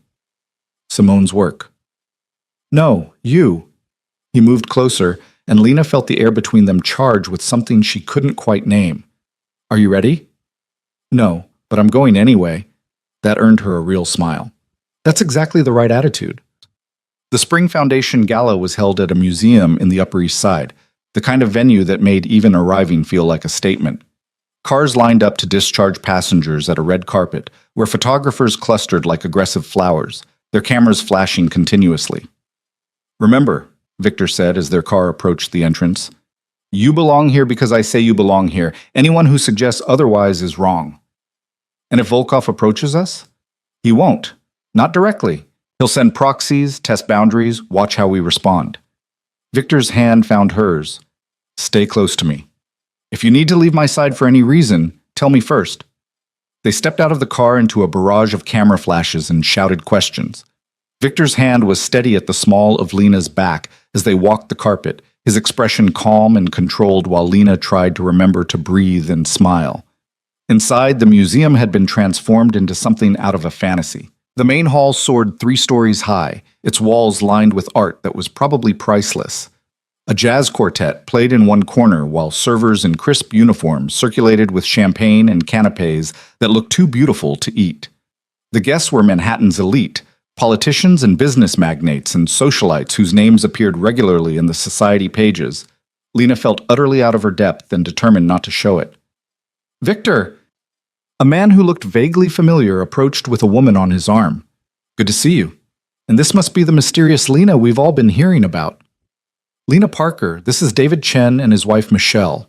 David handles investments for several of my ventures." They made small talk, the kind of surface conversation that was really about gathering information and establishing positions. Lena smiled and responded appropriately while scanning the room for faces she'd memorized, for any sign of the threats that had brought her here. The evening progressed in waves of introductions and careful conversations. Victor never left her side, his presence both protective and possessive. People watched them with undisguised interest, and Lena could feel speculation building like static electricity. She was standing with Sophia near the bar, grateful for a brief respite when she saw him. Dmitry Sokolov stood near the main entrance, his heavy frame unmistakable even in a tuxedo. He was scanning the crowd with professional efficiency, his gaze clinical and assessing. "Sophia," Lena said quietly. "Sokolov is here, near the entrance." Sophia's expression went tight. "Where's Victor?" "Talking with someone from the mayor's office, 20 feet away." "Go to him, now. Don't make it obvious. Just walk over casually and tell him." Sophia was already pulling out her phone. "I'm calling security." Lena moved through the crowd, her heart pounding but her expression calm. She reached Victor just as he was finishing his conversation, sliding her hand into his with what she hoped looked like casual affection. "Sokolov is here," she murmured, "near the entrance. Sophia's calling security." Victor's expression didn't change, but she felt him tense. "Show me where." They turned together, Lena subtly indicating Sokolov's position. But when she looked back, he was gone, disappeared into the crowd with the efficiency of someone trained in exactly that kind of movement. "He saw us spot him," Victor said quietly. "That was intentional. He wanted us to know he was here." "Why?" "To make you nervous. To prove that he can get close whenever he wants." Victor's hand tightened on hers. "Stay with me. Don't leave my sight." But staying together became impossible as the evening progressed. People wanted Victor's attention, wanted to introduce him to potential business partners, wanted to discuss deals and opportunities. Lena found herself shifted to conversations with other guests, always within Victor's line of sight, but not always within reach. She was talking with a pleasant older woman about the Foundation's art conservation program when she felt it, that prickling awareness of being watched. Lena glanced around casually and saw a man she didn't recognize staring at her with undisguised interest. He was young, maybe 30, handsome in a generic way, and something about his attention felt wrong. "Excuse me," Lena said to the older woman, already moving back toward where she'd last seen Victor. But the crowd had thickened, people clustering around the buffet tables and bar, and she couldn't immediately spot him. The man who'd been watching her was moving closer, intercepting her path with the smooth efficiency of someone who'd done this before. "Lena Parker," he said, his accent placing him as Eastern European. "I've been hoping to meet you. I'm Alexei." "I'm sorry, have we been introduced?" Lena kept her voice polite but distant, scanning for Victor or Sophia or anyone she recognized as safe. "Not formally, but I know a great deal about you." Alexei's smile didn't reach his eyes. "You're a very interesting woman, beautiful, intelligent, and apparently brave enough to date Victor DeLuca despite all the risks that entails." "I need to find my date," Lena said, trying to move past him. His hand caught her elbow, not hard enough to hurt, but firm enough to stop her movement. "Just a moment. I have a message for you, from someone who admires your courage." Lena's training with Victor kicked in. She twisted her arm the way he'd shown her, breaking Alexei's grip and creating space between them. "Don't touch me." "My apologies." Alexei raised his hands in mock surrender, but his eyes were cold. "I meant no offense. I simply wanted to suggest that you might enjoy some fresh air. The terrace is lovely this time of evening. Very private." It was a trap.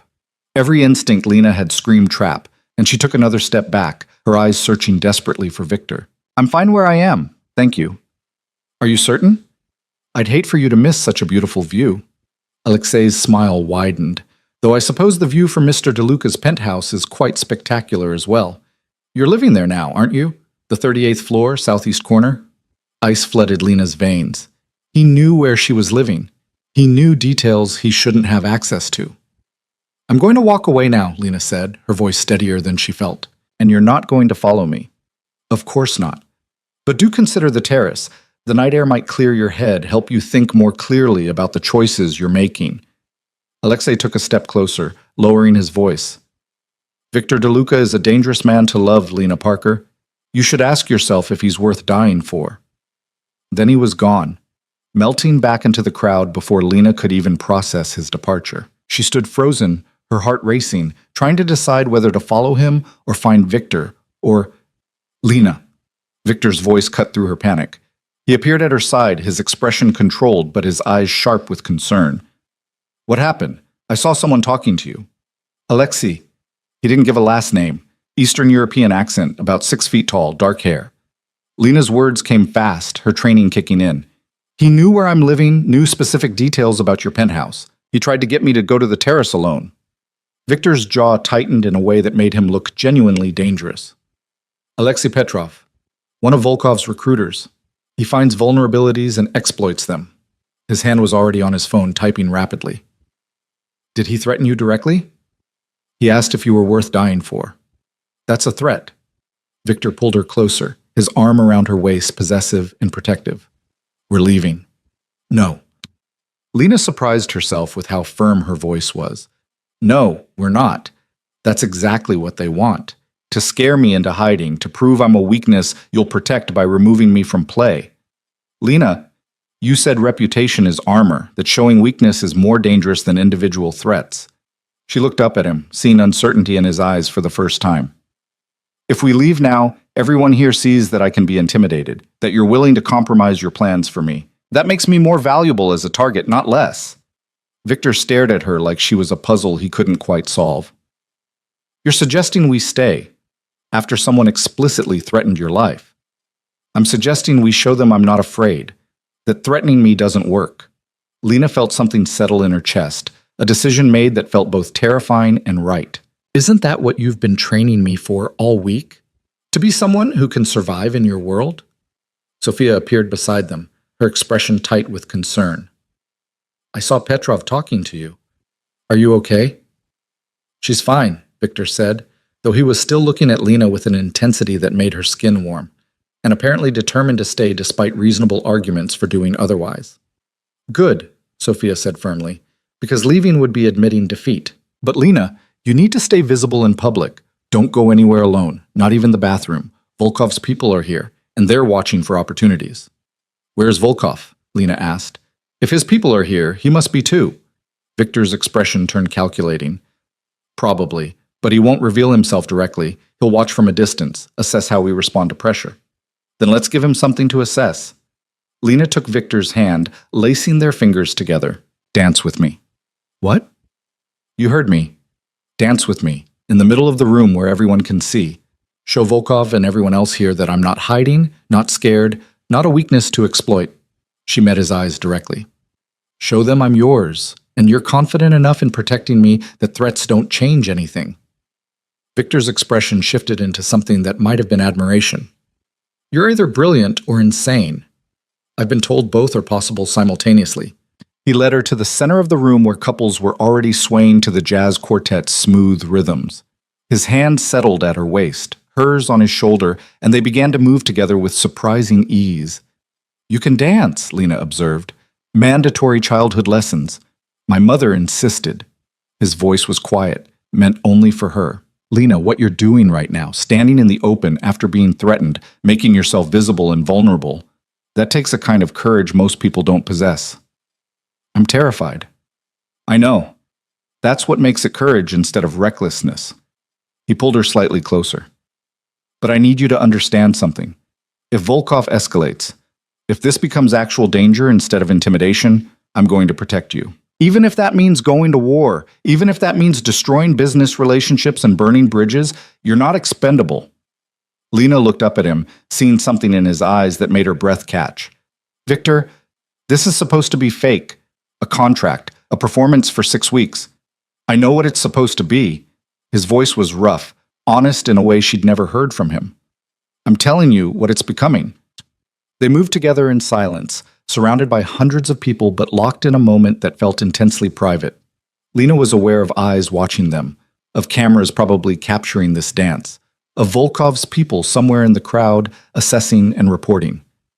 But she was more aware of Victor, the solid warmth of him, the way he held her like she was something precious, the way his careful control was fracturing around the edges to reveal something more genuine underneath. The song ended, and they separated, the spell breaking as the real world rushed back in.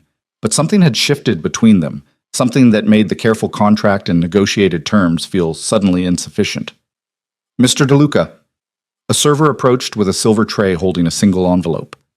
This was left for you at the coat check. Victor took the envelope, his expression darkening as he opened it. Lena watched his face go absolutely cold as he read whatever was inside. What is it? He handed her the card without a word. The message was simple, typed in clean black letters. The Terrace. 10 minutes. Come alone, or she pays the price. That's, Lena started. A direct threat and a demand. Victor's voice was ice. Volkov wants a meeting, and he's using you as leverage to ensure I comply. Don't go, Sophia said, appearing at their side again. It's obviously a trap. Of course it's a trap, but it's also an opportunity. Victor pulled out his phone, typing rapidly. If Volkov wants to meet, I'll meet him, but not alone and not on his terms. Victor, Lena started. No arguments. You stay here with Sophia and Marcus. He gestured to where his brother had just appeared, looking concerned. And I go handle this. Like hell you do, Lena said, her own anger rising. He specifically mentioned me. This isn't just about you anymore. Which is exactly why you're staying here where it's safe. Safe? Someone just walked up to me in the middle of a gala and threatened my life. There is no safe, Victor. There's only choosing how we respond. Lena felt the decision crystallize, felt herself stepping fully into this strange, dangerous world she'd entered. We go together. We face him together. That sends a message, too. That I'm not just your weakness. I'm your partner. Victor stared at her, and Lena saw the exact moment he made his decision. Together. But you do exactly what I say. When I say it. No arguments, no negotiations. Agreed. Marcus stepped forward, his expression grim. I'm coming too, and I'm bringing security. No visible security, Victor said, but have them positioned around the terrace, out of sight, but ready to move. If this goes wrong, I want overwhelming force available immediately. They moved through the gala toward the terrace, and Lena felt like she was walking toward something inevitable, something that had been building since that first night when Victor had noticed her humiliation and chosen to intervene. This had never been just about a contract or a convenient arrangement. This was about power and danger and choosing to stand visible in a world that punished visibility. The terrace was empty when they arrived, the night air cool against Lena's bare shoulders. Manhattan stretched out below them, all glittering lights and endless possibility. For a moment, there was just the two of them and the city and the sound of the party continuing inside. Then Konstantin Volkov stepped out of the shadows, like he'd been waiting for exactly this moment. He was exactly as threatening in person as he'd been in photographs, pale eyes that assessed and calculated, expensive suit that couldn't quite disguise the violence underneath, smile that never touched his eyes. Victor, he said, his accent slight but unmistakable, and the famous Lena Parker. How lovely that you both decided to join me. You demanded a meeting, Victor said, his voice absolutely controlled. Here we are. What do you want, Konstantin? Simply to have a conversation, to discuss the changing landscape of our mutual interests. Volkov's eyes moved to Lena, studying her with undisguised interest. And to meet the woman who's caused such a fascinating shift in your behavior. Lena felt Victor tense beside her, felt the danger in the air like electricity before a storm. This was the moment everything had been building toward. The confrontation that would determine whether she survived Victor's world or became another casualty of it. And standing on that terrace, with Volkov watching her like a wolf assessing prey and Victor beside her radiating controlled violence, Lena made a choice. She stepped forward, putting herself slightly in front of Victor, meeting Volkov's eyes directly. If you have something to say, she said, her voice steady despite the fear coursing through her, say it to me. I'm right here. Volkov's smile widened, and in his eyes, Lena saw genuine interest mixed with something darker. Oh, you are magnificent. Victor, you've chosen better than you know. Then everything happened at once. Movement erupted from the shadows behind Volkov, three men materializing like they'd been carved from the darkness itself. Dmitry Sokolov was among them, his massive frame blocking the terrace entrance while two others flanked Volkov with the practiced efficiency of professional security.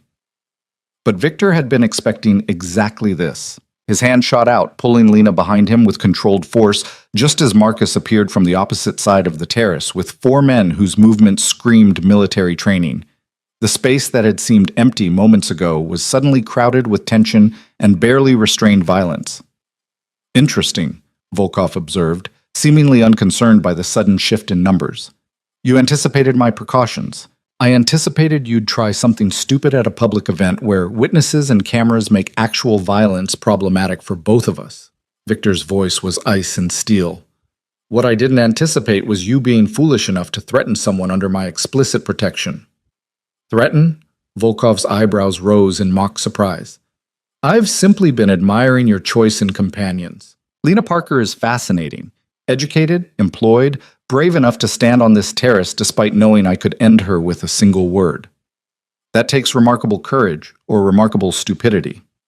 It takes neither, Lena said, surprising herself by speaking. Victor's hand tightened on her wrist in warning, but she continued. It takes understanding that you're not actually going to harm me, Mr. Volkov. Not here, not now, not when doing so would trigger consequences you can't afford. The terrace went absolutely silent. Even Volkov's men looked surprised that she'd spoken directly to him. Then Volkov laughed, a genuine sound that somehow made him more dangerous, not less. You see, Victor? This is why she's interesting. Most people in her position would be trembling, begging, trying to make themselves small and unthreatening. She's doing the opposite. Because making myself small hasn't worked my entire life, Lena said, her voice steady despite the fear racing through her veins. People like you, like Victor, like everyone in that gala, you don't notice small, you exploit it. So if I'm going to be in danger anyway, I might as well be dangerous back. Lena, Victor warned quietly, stop talking. No. She met Volkov's pale eyes directly. You wanted this meeting to prove I'm Victor's weakness, to demonstrate that threatening me gives you leverage. But I'm standing here telling you that threatening me just makes me angry, and anger makes me unpredictable. Is that really the kind of weakness you want him to have? Volkov studied her with the intensity of someone reassessing a complex equation. You're not what I expected. Good. Because I'm tired of being what people expect. Lena felt Victor's hand on her wrist, felt the controlled violence radiating from him, but she also felt something else. The absolute certainty that she was done being invisible, done being safe, done being anything other than exactly who she was choosing to become. So here's what's going to happen. You're going to leave Victor's territory alone. You're going to stop sending your people to intimidate me. And in exchange, we're going to pretend this conversation never happened. And why would I agree to that? Volkov's voice held genuine curiosity. Because the alternative is war, and war is expensive and unpredictable and might end with you losing everything you've built. Lena was aware she was negotiating with a man who'd allegedly ordered murders, aware that Victor was probably furious with her for speaking, but she couldn't stop now. You came here tonight to test whether I'm worth the trouble. I'm telling you I'm not. I'm worth considerably more trouble than you want to deal with. Silence stretched across the terrace like pulled wire, tension building to a breaking point. Then Volkov did something Lena didn't expect. He smiled, and this time it looked almost genuine. Victor, he said, his eyes still on Lena, I came here tonight planning to make you an offer. Withdraw from the waterfront properties we both want, and I'll leave your other interests alone. But now I'm thinking that offer is inadequate. What are you proposing? Victor's voice was carefully neutral. A partnership. Limited scope, clearly defined terms, mutually beneficial arrangement. Volkov gestured to the city spread out below them. There's enough opportunity in this city for both of us if we're strategic about division of territory. And having seen your choice in partners, I'm reconsidering my assessment of your judgment. Victor's hand was still on Lena's wrist, and she felt the slight tremor that suggested he was recalculating everything. You're suggesting cooperation instead of competition. I'm suggesting we both have better things to do than destroy each other over properties that are profitable for whoever controls them. Volkov pulled out a business card, extending it toward Victor. Think about it. Call me when you've decided whether you'd rather have me as a partner or an enemy.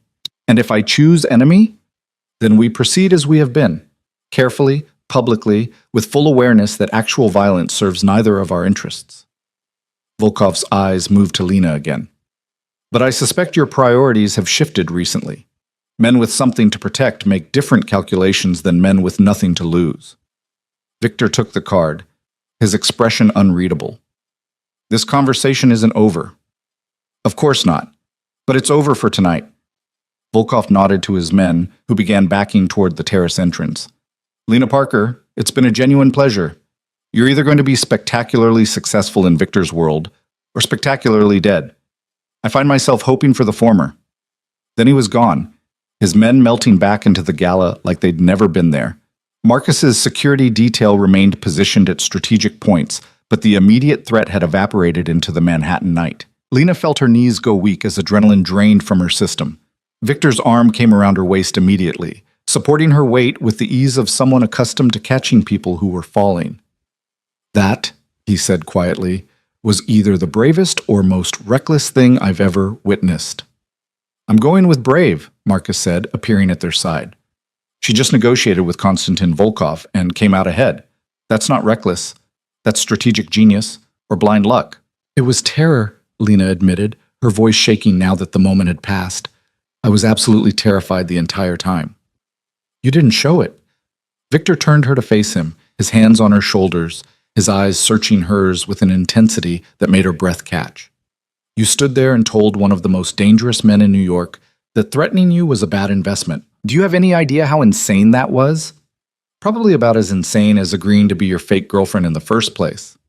That earned her a sound that might have been a laugh. Fair point. They stood there on the terrace, Manhattan glittering below them, the gala continuing inside like nothing world-altering had just happened. Lena could hear music drifting through the open doors, could see people dancing and laughing and living lives that didn't involve confronting criminals on museum terraces. We should go back inside, Marcus said gently. People will notice we're gone. Let them notice, Victor said, his eyes still on Lena. We need a moment. Marcus nodded, gesturing for his security team to give them space. Within seconds, Lena and Victor were alone again, the terrace empty except for the two of them and the weight of everything that had just happened. I should be furious with you, Victor said finally. You spoke when I told you not to. You negotiated when I specifically said you should stay silent. You put yourself at risk in ways that could have ended catastrophically. Are you furious? No. His hand slid from her shoulders to frame her face, his touch gentle despite the intensity in his eyes. I'm terrified and impressed and completely uncertain what to do with you. You could start by telling me the truth. Lena's voice was quiet but firm. Not the contract truth or the strategic truth. The actual truth about what this has become. Victor's jaw tightened and she watched him wrestle with something internal. Then he did something she'd never seen him do. He let his control fracture completely, let her see the man underneath the carefully constructed armor. The truth is that this stopped being fake approximately 10 minutes after you told me your conditions for the contract. The truth is that watching you stand up to my family made me want things I'd convinced myself I didn't need. The truth is that seeing you threaten made me willing to burn down everything I've built to keep you safe. His thumb traced her cheekbone. And the truth is that I have absolutely no idea what to do with any of those feelings, because they weren't part of the plan. Lena's heart was pounding so hard she was certain he could feel it. Victor, I know. This is complicated and dangerous and probably the worst idea either of us has ever had. He leaned his forehead against hers, and the gesture was so unexpectedly tender that Lena felt tears prick her eyes. But standing here watching you face down Volkov like you had every right to negotiate with him, I can't pretend anymore. Can't perform anymore. Can't keep treating this like it's just business. What are you saying? I'm saying the contract is void. The 6 weeks are irrelevant. The money, the arrangement, the performance, all of it ends right now. He pulled back enough to meet her eyes. And what starts is something real, dangerous, complicated, probably catastrophic for both of us, but real. Lena felt like the terrace was tilting beneath her feet. You're ending the contract? I'm offering you a choice. You can walk away tonight with the full payment, the NDA protecting both of us, and we part ways as planned. Or you can stay, knowing that staying means entering my world completely. Not as hired help, not as a convenient fiction, but as someone who matters to me in ways that make you genuinely vulnerable to my enemies. That's not much of a choice. Either I leave safe and alone, or I stay dangerous and with you. I know, which is why I'm giving you until tomorrow to decide. Go back to the penthouse, think about what staying actually means, and tell me in the morning whether you're in or out. His hands dropped from her face. No pressure, no manipulation. Just an honest choice about whether you want the life I'm offering. Lena looked at him, really looked at him, and saw everything he was showing her. The danger and the devotion, the violence and the vulnerability, the man who'd built an empire on calculated control and was offering to let her inside his carefully constructed walls. I don't need until tomorrow, she said quietly. Lena, I'm in, fully in, no contract, no safety net, no pretending. She stepped closer to him, feeling the solid warmth of his body, the way he went very still when she put her hand on his chest. You're right that this is probably catastrophic, but I spent my entire life trying to be safe and invisible, and all it got me was lonely. So if I'm going to be in danger anyway, I'd rather be in danger with you. The kiss was inevitable, building since the moment they'd met and finally breaking through all the careful control and strategic distance. Victor's mouth met hers with a hunger that suggested he'd been restraining himself far longer than the 2 weeks they'd known each other, and Lena responded with equal intensity, channeling all her fear and anger and want into the connection between them. When they finally broke apart, both breathing hard, Victor's control was completely shattered. He looked younger somehow, more human, less like a carefully constructed weapon, and more like a man who'd just discovered something he didn't know he needed. We should go back inside, he said, though he made no move to release her. Probably. People will definitely talk now. Let them talk. He kissed her again, softer this time, almost gentle. I'm done hiding things that matter. They returned to the gala hand in hand, and if anyone noticed that they'd been gone for longer than appropriate, or that Lena's lipstick was smudged, or that Victor looked less controlled than usual, nobody was foolish enough to comment. The evening continued around them, but Lena felt like she was watching it from a distance, still processing everything that had happened on that terrace. Sophia found them near midnight, her expression knowing. So I'm guessing the meeting with Volkov went well since you're both still alive and looking at each other like that. Like what? Lena asked. Like the fake relationship just became extremely real. Sophia hugged Lena impulsively. Welcome to the family, the actual family, not the performance version. Is it always this intense? Lena asked. Only when Victor's involved. The rest of us are boringly normal by comparison. Sophia glanced at her brother, and something passed between them that Lena couldn't quite interpret. Take care of her. Actually take care of her, not just strategically protect her. I intend to, Victor said, and the promise in his voice made Lena's chest tight. They left the gala shortly after, escaping into the cool night air and the waiting car. The drive back to the penthouse was quiet, but not uncomfortable. Lena's hand in Victor's, the city streaming past outside the windows. Volkov's proposal, Lena said eventually. Are you going to consider it? I'm going to investigate whether partnership is viable or if this is an elaborate setup for something worse. Victor's thumb traced circles on her palm. But having you beside me changes the calculation. War is less appealing when I have something to lose. I'm not making you soft, am I? No, you're making me strategic in different ways. He pulled her closer. A man with nothing to protect can afford to take any risk. A man protecting something valuable has to be smarter about which battles are worth fighting. Back at the penthouse, Hemingway greeted them with the indignant meowing of a cat who'd been left alone too long. Lena picked him up, burying her face in his orange fur and letting the familiar comfort ground her. I should probably move my things out of the guest room, she said, watching Victor carefully, since the contract is void. You should move them into my room. He said it casually, but his eyes were serious. If you want to, no pressure, no obligation, but I'd like you to stay. Lena set Hemingway down, moving to where Victor stood by the windows overlooking the city. This is really happening. We're really doing this.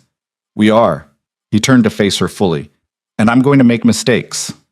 I'm going to default to control and strategy when I should communicate. I'm going to struggle with vulnerability because I've spent 15 years building walls that don't come down easily. And I'm going to push back when you're being unreasonable and probably do reckless things that make you furious, and definitely not be the agreeable girlfriend who just accepts your world without question. I'm counting on it. Victor pulled her close, and Lena rested her head against his chest, hearing his heartbeat steady and strong. You made me notice you by refusing to disappear. Don't start disappearing now. They stood like that for a long moment, the city stretching out below them, the future uncertain but somehow less frightening when faced together. The next weeks were a study in learning to navigate a relationship that had skipped all the normal stages and jumped straight into deep end of complicated. Victor was exactly as he'd warned, controlling, strategic, prone to making decisions without consultation because he'd spent so long operating solo. But he was also unexpectedly tender in private moments, genuinely interested in her work at the foundation, and willing to have difficult conversations when Lena called him on behavior that crossed lines.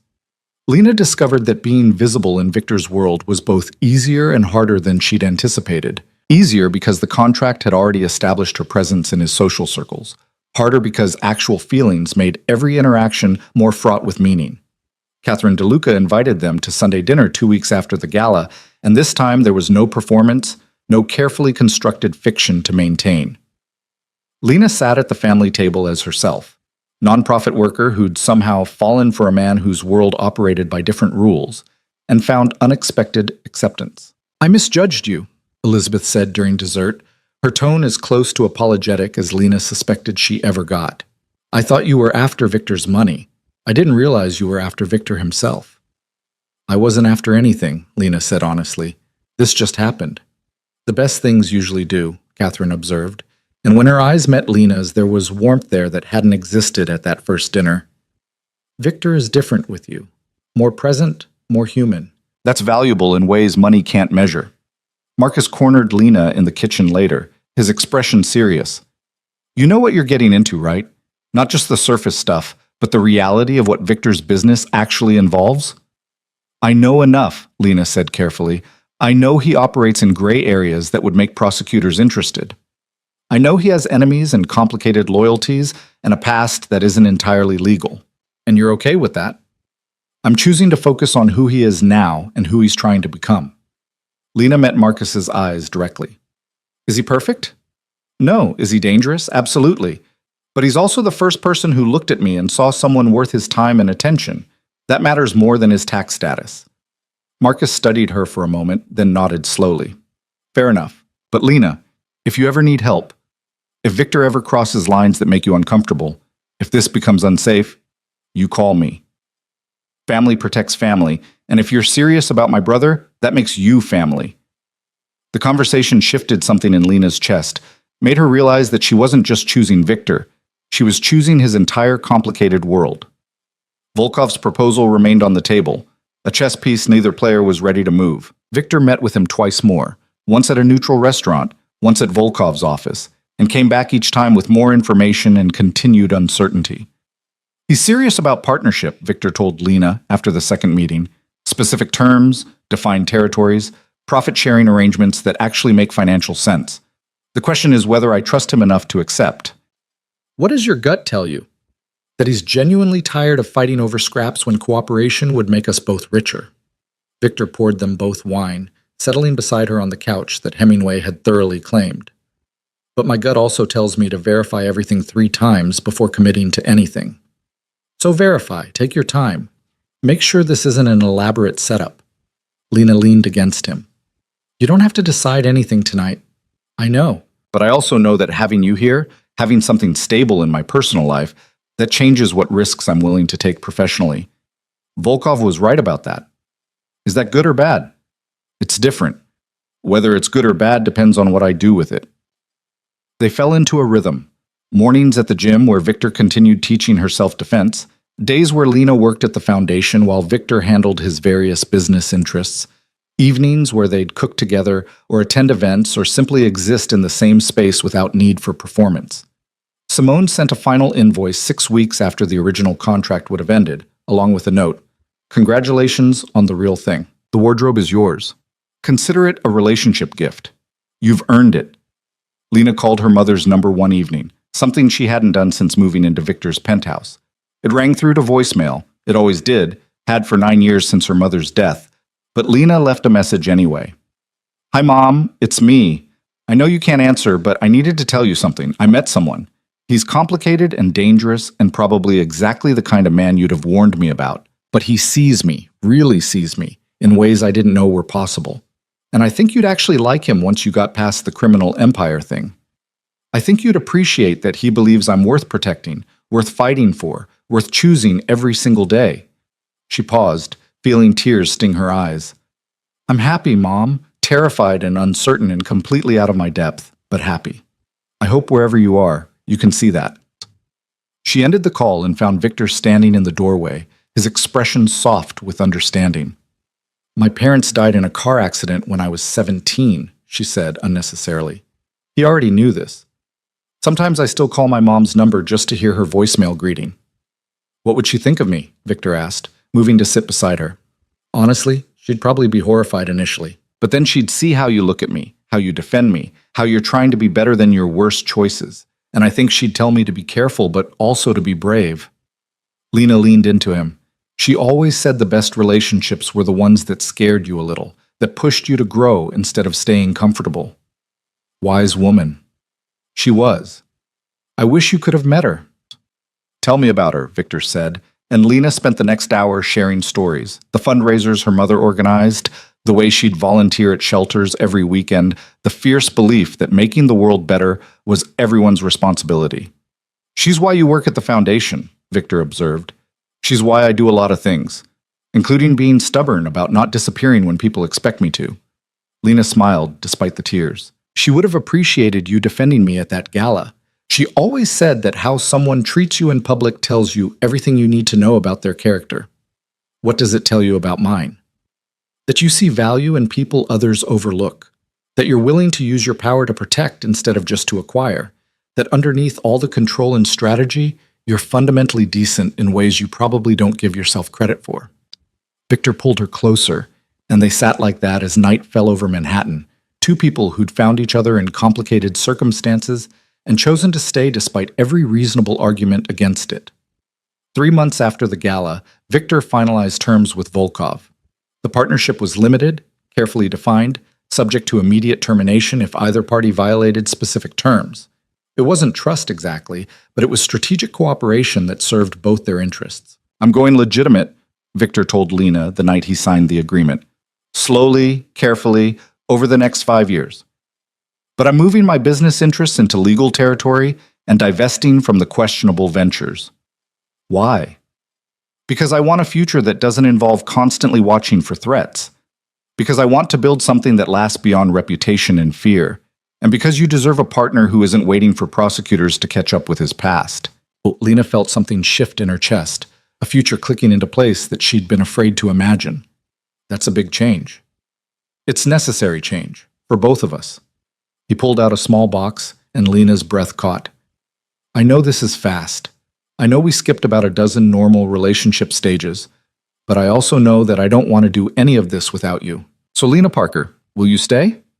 Not for 6 weeks, not for a contract, but for however long we both choose to keep choosing each other.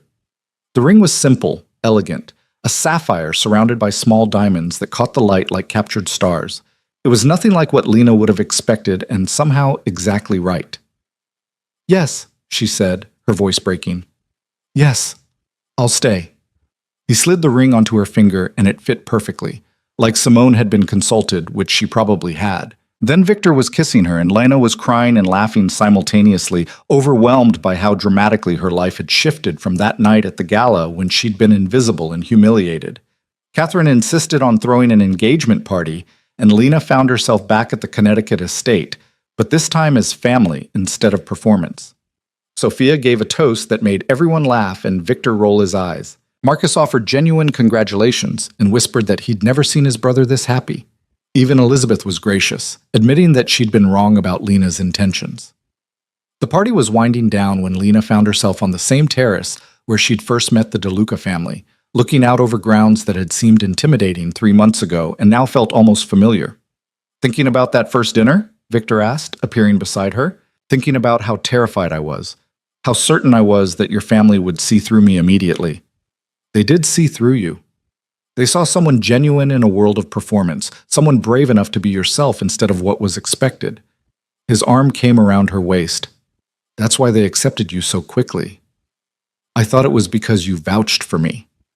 That helped, but they stayed because of who you are. Victor turned her to face him. You've changed my entire world, Lena. Made me want things I'd convinced myself were impossible. Made me believe that being seen, being vulnerable, being genuine, that those things are strengths, not weaknesses. You changed mine too. Made me visible when I'd spent years trying to disappear. Showed me that power isn't about having money or connections. It's about knowing your worth and refusing to accept less. They stood together as the party continued inside. Two people who'd found each other in the most unlikely circumstances and built something real from a foundation of fiction. 18 months later, they were married in a ceremony that was smaller than Catherine wanted, but larger than Lena had anticipated. Sophia served as maid of honor, Marcus as best man. The guest list was a fascinating mix of nonprofit workers and business associates, legitimate entrepreneurs, and people whose businesses operated in gray areas, family and friends who represented every stage of both their lives.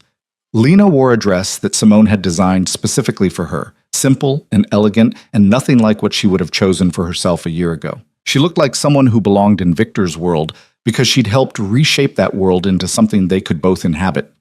The vows they wrote themselves were honest about the complications, about the ongoing process of learning to be vulnerable with each other, about choosing to stay even when staying was difficult. I promise to see you, Victor said, his voice steady but his eyes showing emotion. Not just as my wife or my partner, but as yourself, complete and complicated and exactly who you are. I promise to never ask you to disappear, to always defend you when others try to make you small, and to build a life with you that's worth the risks we took to find each other. I promise to push back when you're being unreasonable, Lena said, earning laughs from the assembled guests. To stay visible even when hiding seems safer, to trust you with my vulnerabilities even though that terrifies me, and to keep choosing you every single day, not because it's easy, but because it's worth it. They kissed to applause and headed into a future that was uncertain, but somehow less frightening when faced together. 5 years after that first gala, Lena stood in the lobby of a newly opened community center in Queens, watching teenagers use computer labs and art studios that her foundation had helped fund. Victor's legitimate business interests had donated the building and funded operations for the first 3 years, part of his ongoing transformation into someone whose empire was built on creation instead of control. He appeared beside her, watching the kids with an expression that suggested he was calculating something. What are you thinking? Lena asked. That we should do this in 6 more neighborhoods. That having resources and not using them to create opportunity is wasteful. He glanced at her. Also, that our daughters should have spaces like this to grow up in. Lena's hand went instinctively to her barely showing pregnancy, the secret they'd shared with family just last week. You think she's going to need community centers? I think she's going to need to understand that privilege is responsibility, that power should create opportunity not just for yourself, but for people who need it most. Victor's hand covered hers. And I think her mother is the perfect example of what's possible when someone refuses to stay invisible. They stood together watching kids who reminded Lena of her younger self, smart, ambitious, hungry for opportunity, and held back by circumstances beyond their control. She thought about the girl she'd been, trying so hard to disappear, convinced that being small was safer than being seen. That girl would never have believed she'd end up here, married to a man whose world had seemed impossibly distant, building a future that combined her passion for nonprofit work with resources that could actually create change, carrying a daughter who would grow up understanding both privilege and responsibility. Thank you, she said quietly.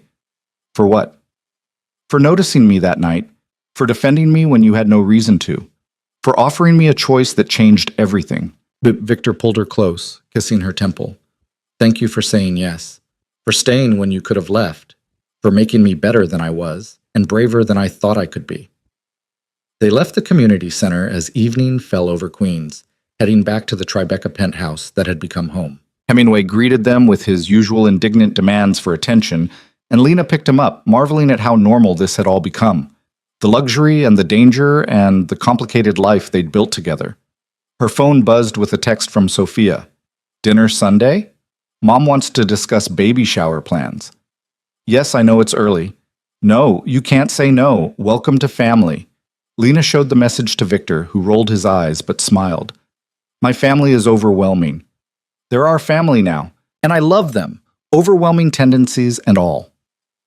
That night, they stood at the windows overlooking Manhattan like they had so many times before, the city glittering below them, full of possibility and threat and endless opportunity.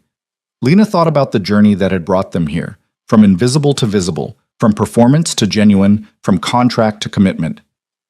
Do you ever regret it? Victor asked quietly. Saying yes to that first arrangement? Walking into my world knowing how complicated it would be? Never, Lena said with absolute certainty. Best decision I ever made, even when it was terrifying. Even though I'm still complicated and dangerous and sometimes too controlling? Especially because of that. You're complicated and dangerous and sometimes too controlling, but you're also mine. And I'm yours. And that's worth every risk, every threat, every moment of uncertainty. Victor turned her to face him, and in his eyes, Lena saw the man who'd noticed her humiliation at a gala and chosen to intervene, the man who'd offered her a contract that became something more, the man who'd defended her against threats and made her feel powerful instead of small. I love you, he said, and the words still had the power to make her heart race. I love your stubbornness and your courage and the way you refuse to accept the world as it is when you can help change it. I love you too, Lena said. I love your control and your protection and the way you're learning to be vulnerable, even though it terrifies you. They kissed as Manhattan sparkled below them, two people who'd found each other in impossible circumstances and built something real from a foundation of fiction. The future was uncertain. It always would be, given the world they inhabited, but uncertainty seemed less frightening when faced together. Lena thought about the girl who'd stood in that gala ballroom, champagne-stained and humiliated, trying so hard to disappear. That girl would never have believed this future was possible. That girl had never understood that visibility, while dangerous, was also the first step toward power. Now Lena understood. Understood that being seen meant being vulnerable, but also being valuable. That standing in the open despite threats was braver than hiding safely in shadows. That choosing to stay with someone dangerous because they made you feel powerful was worth the risks that came with it.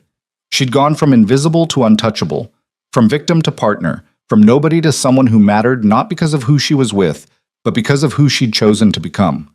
And standing in Victor's arms, their daughter growing inside her, a future full of possibility and threat and love stretching out before them, Lena knew she would make the same choice again. Every single time, without hesitation, she would choose this dangerous, complicated, beautiful life they'd built together.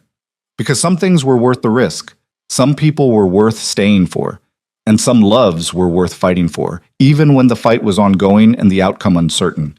This was her life now, visible, powerful, loved, and exactly where she was meant to be.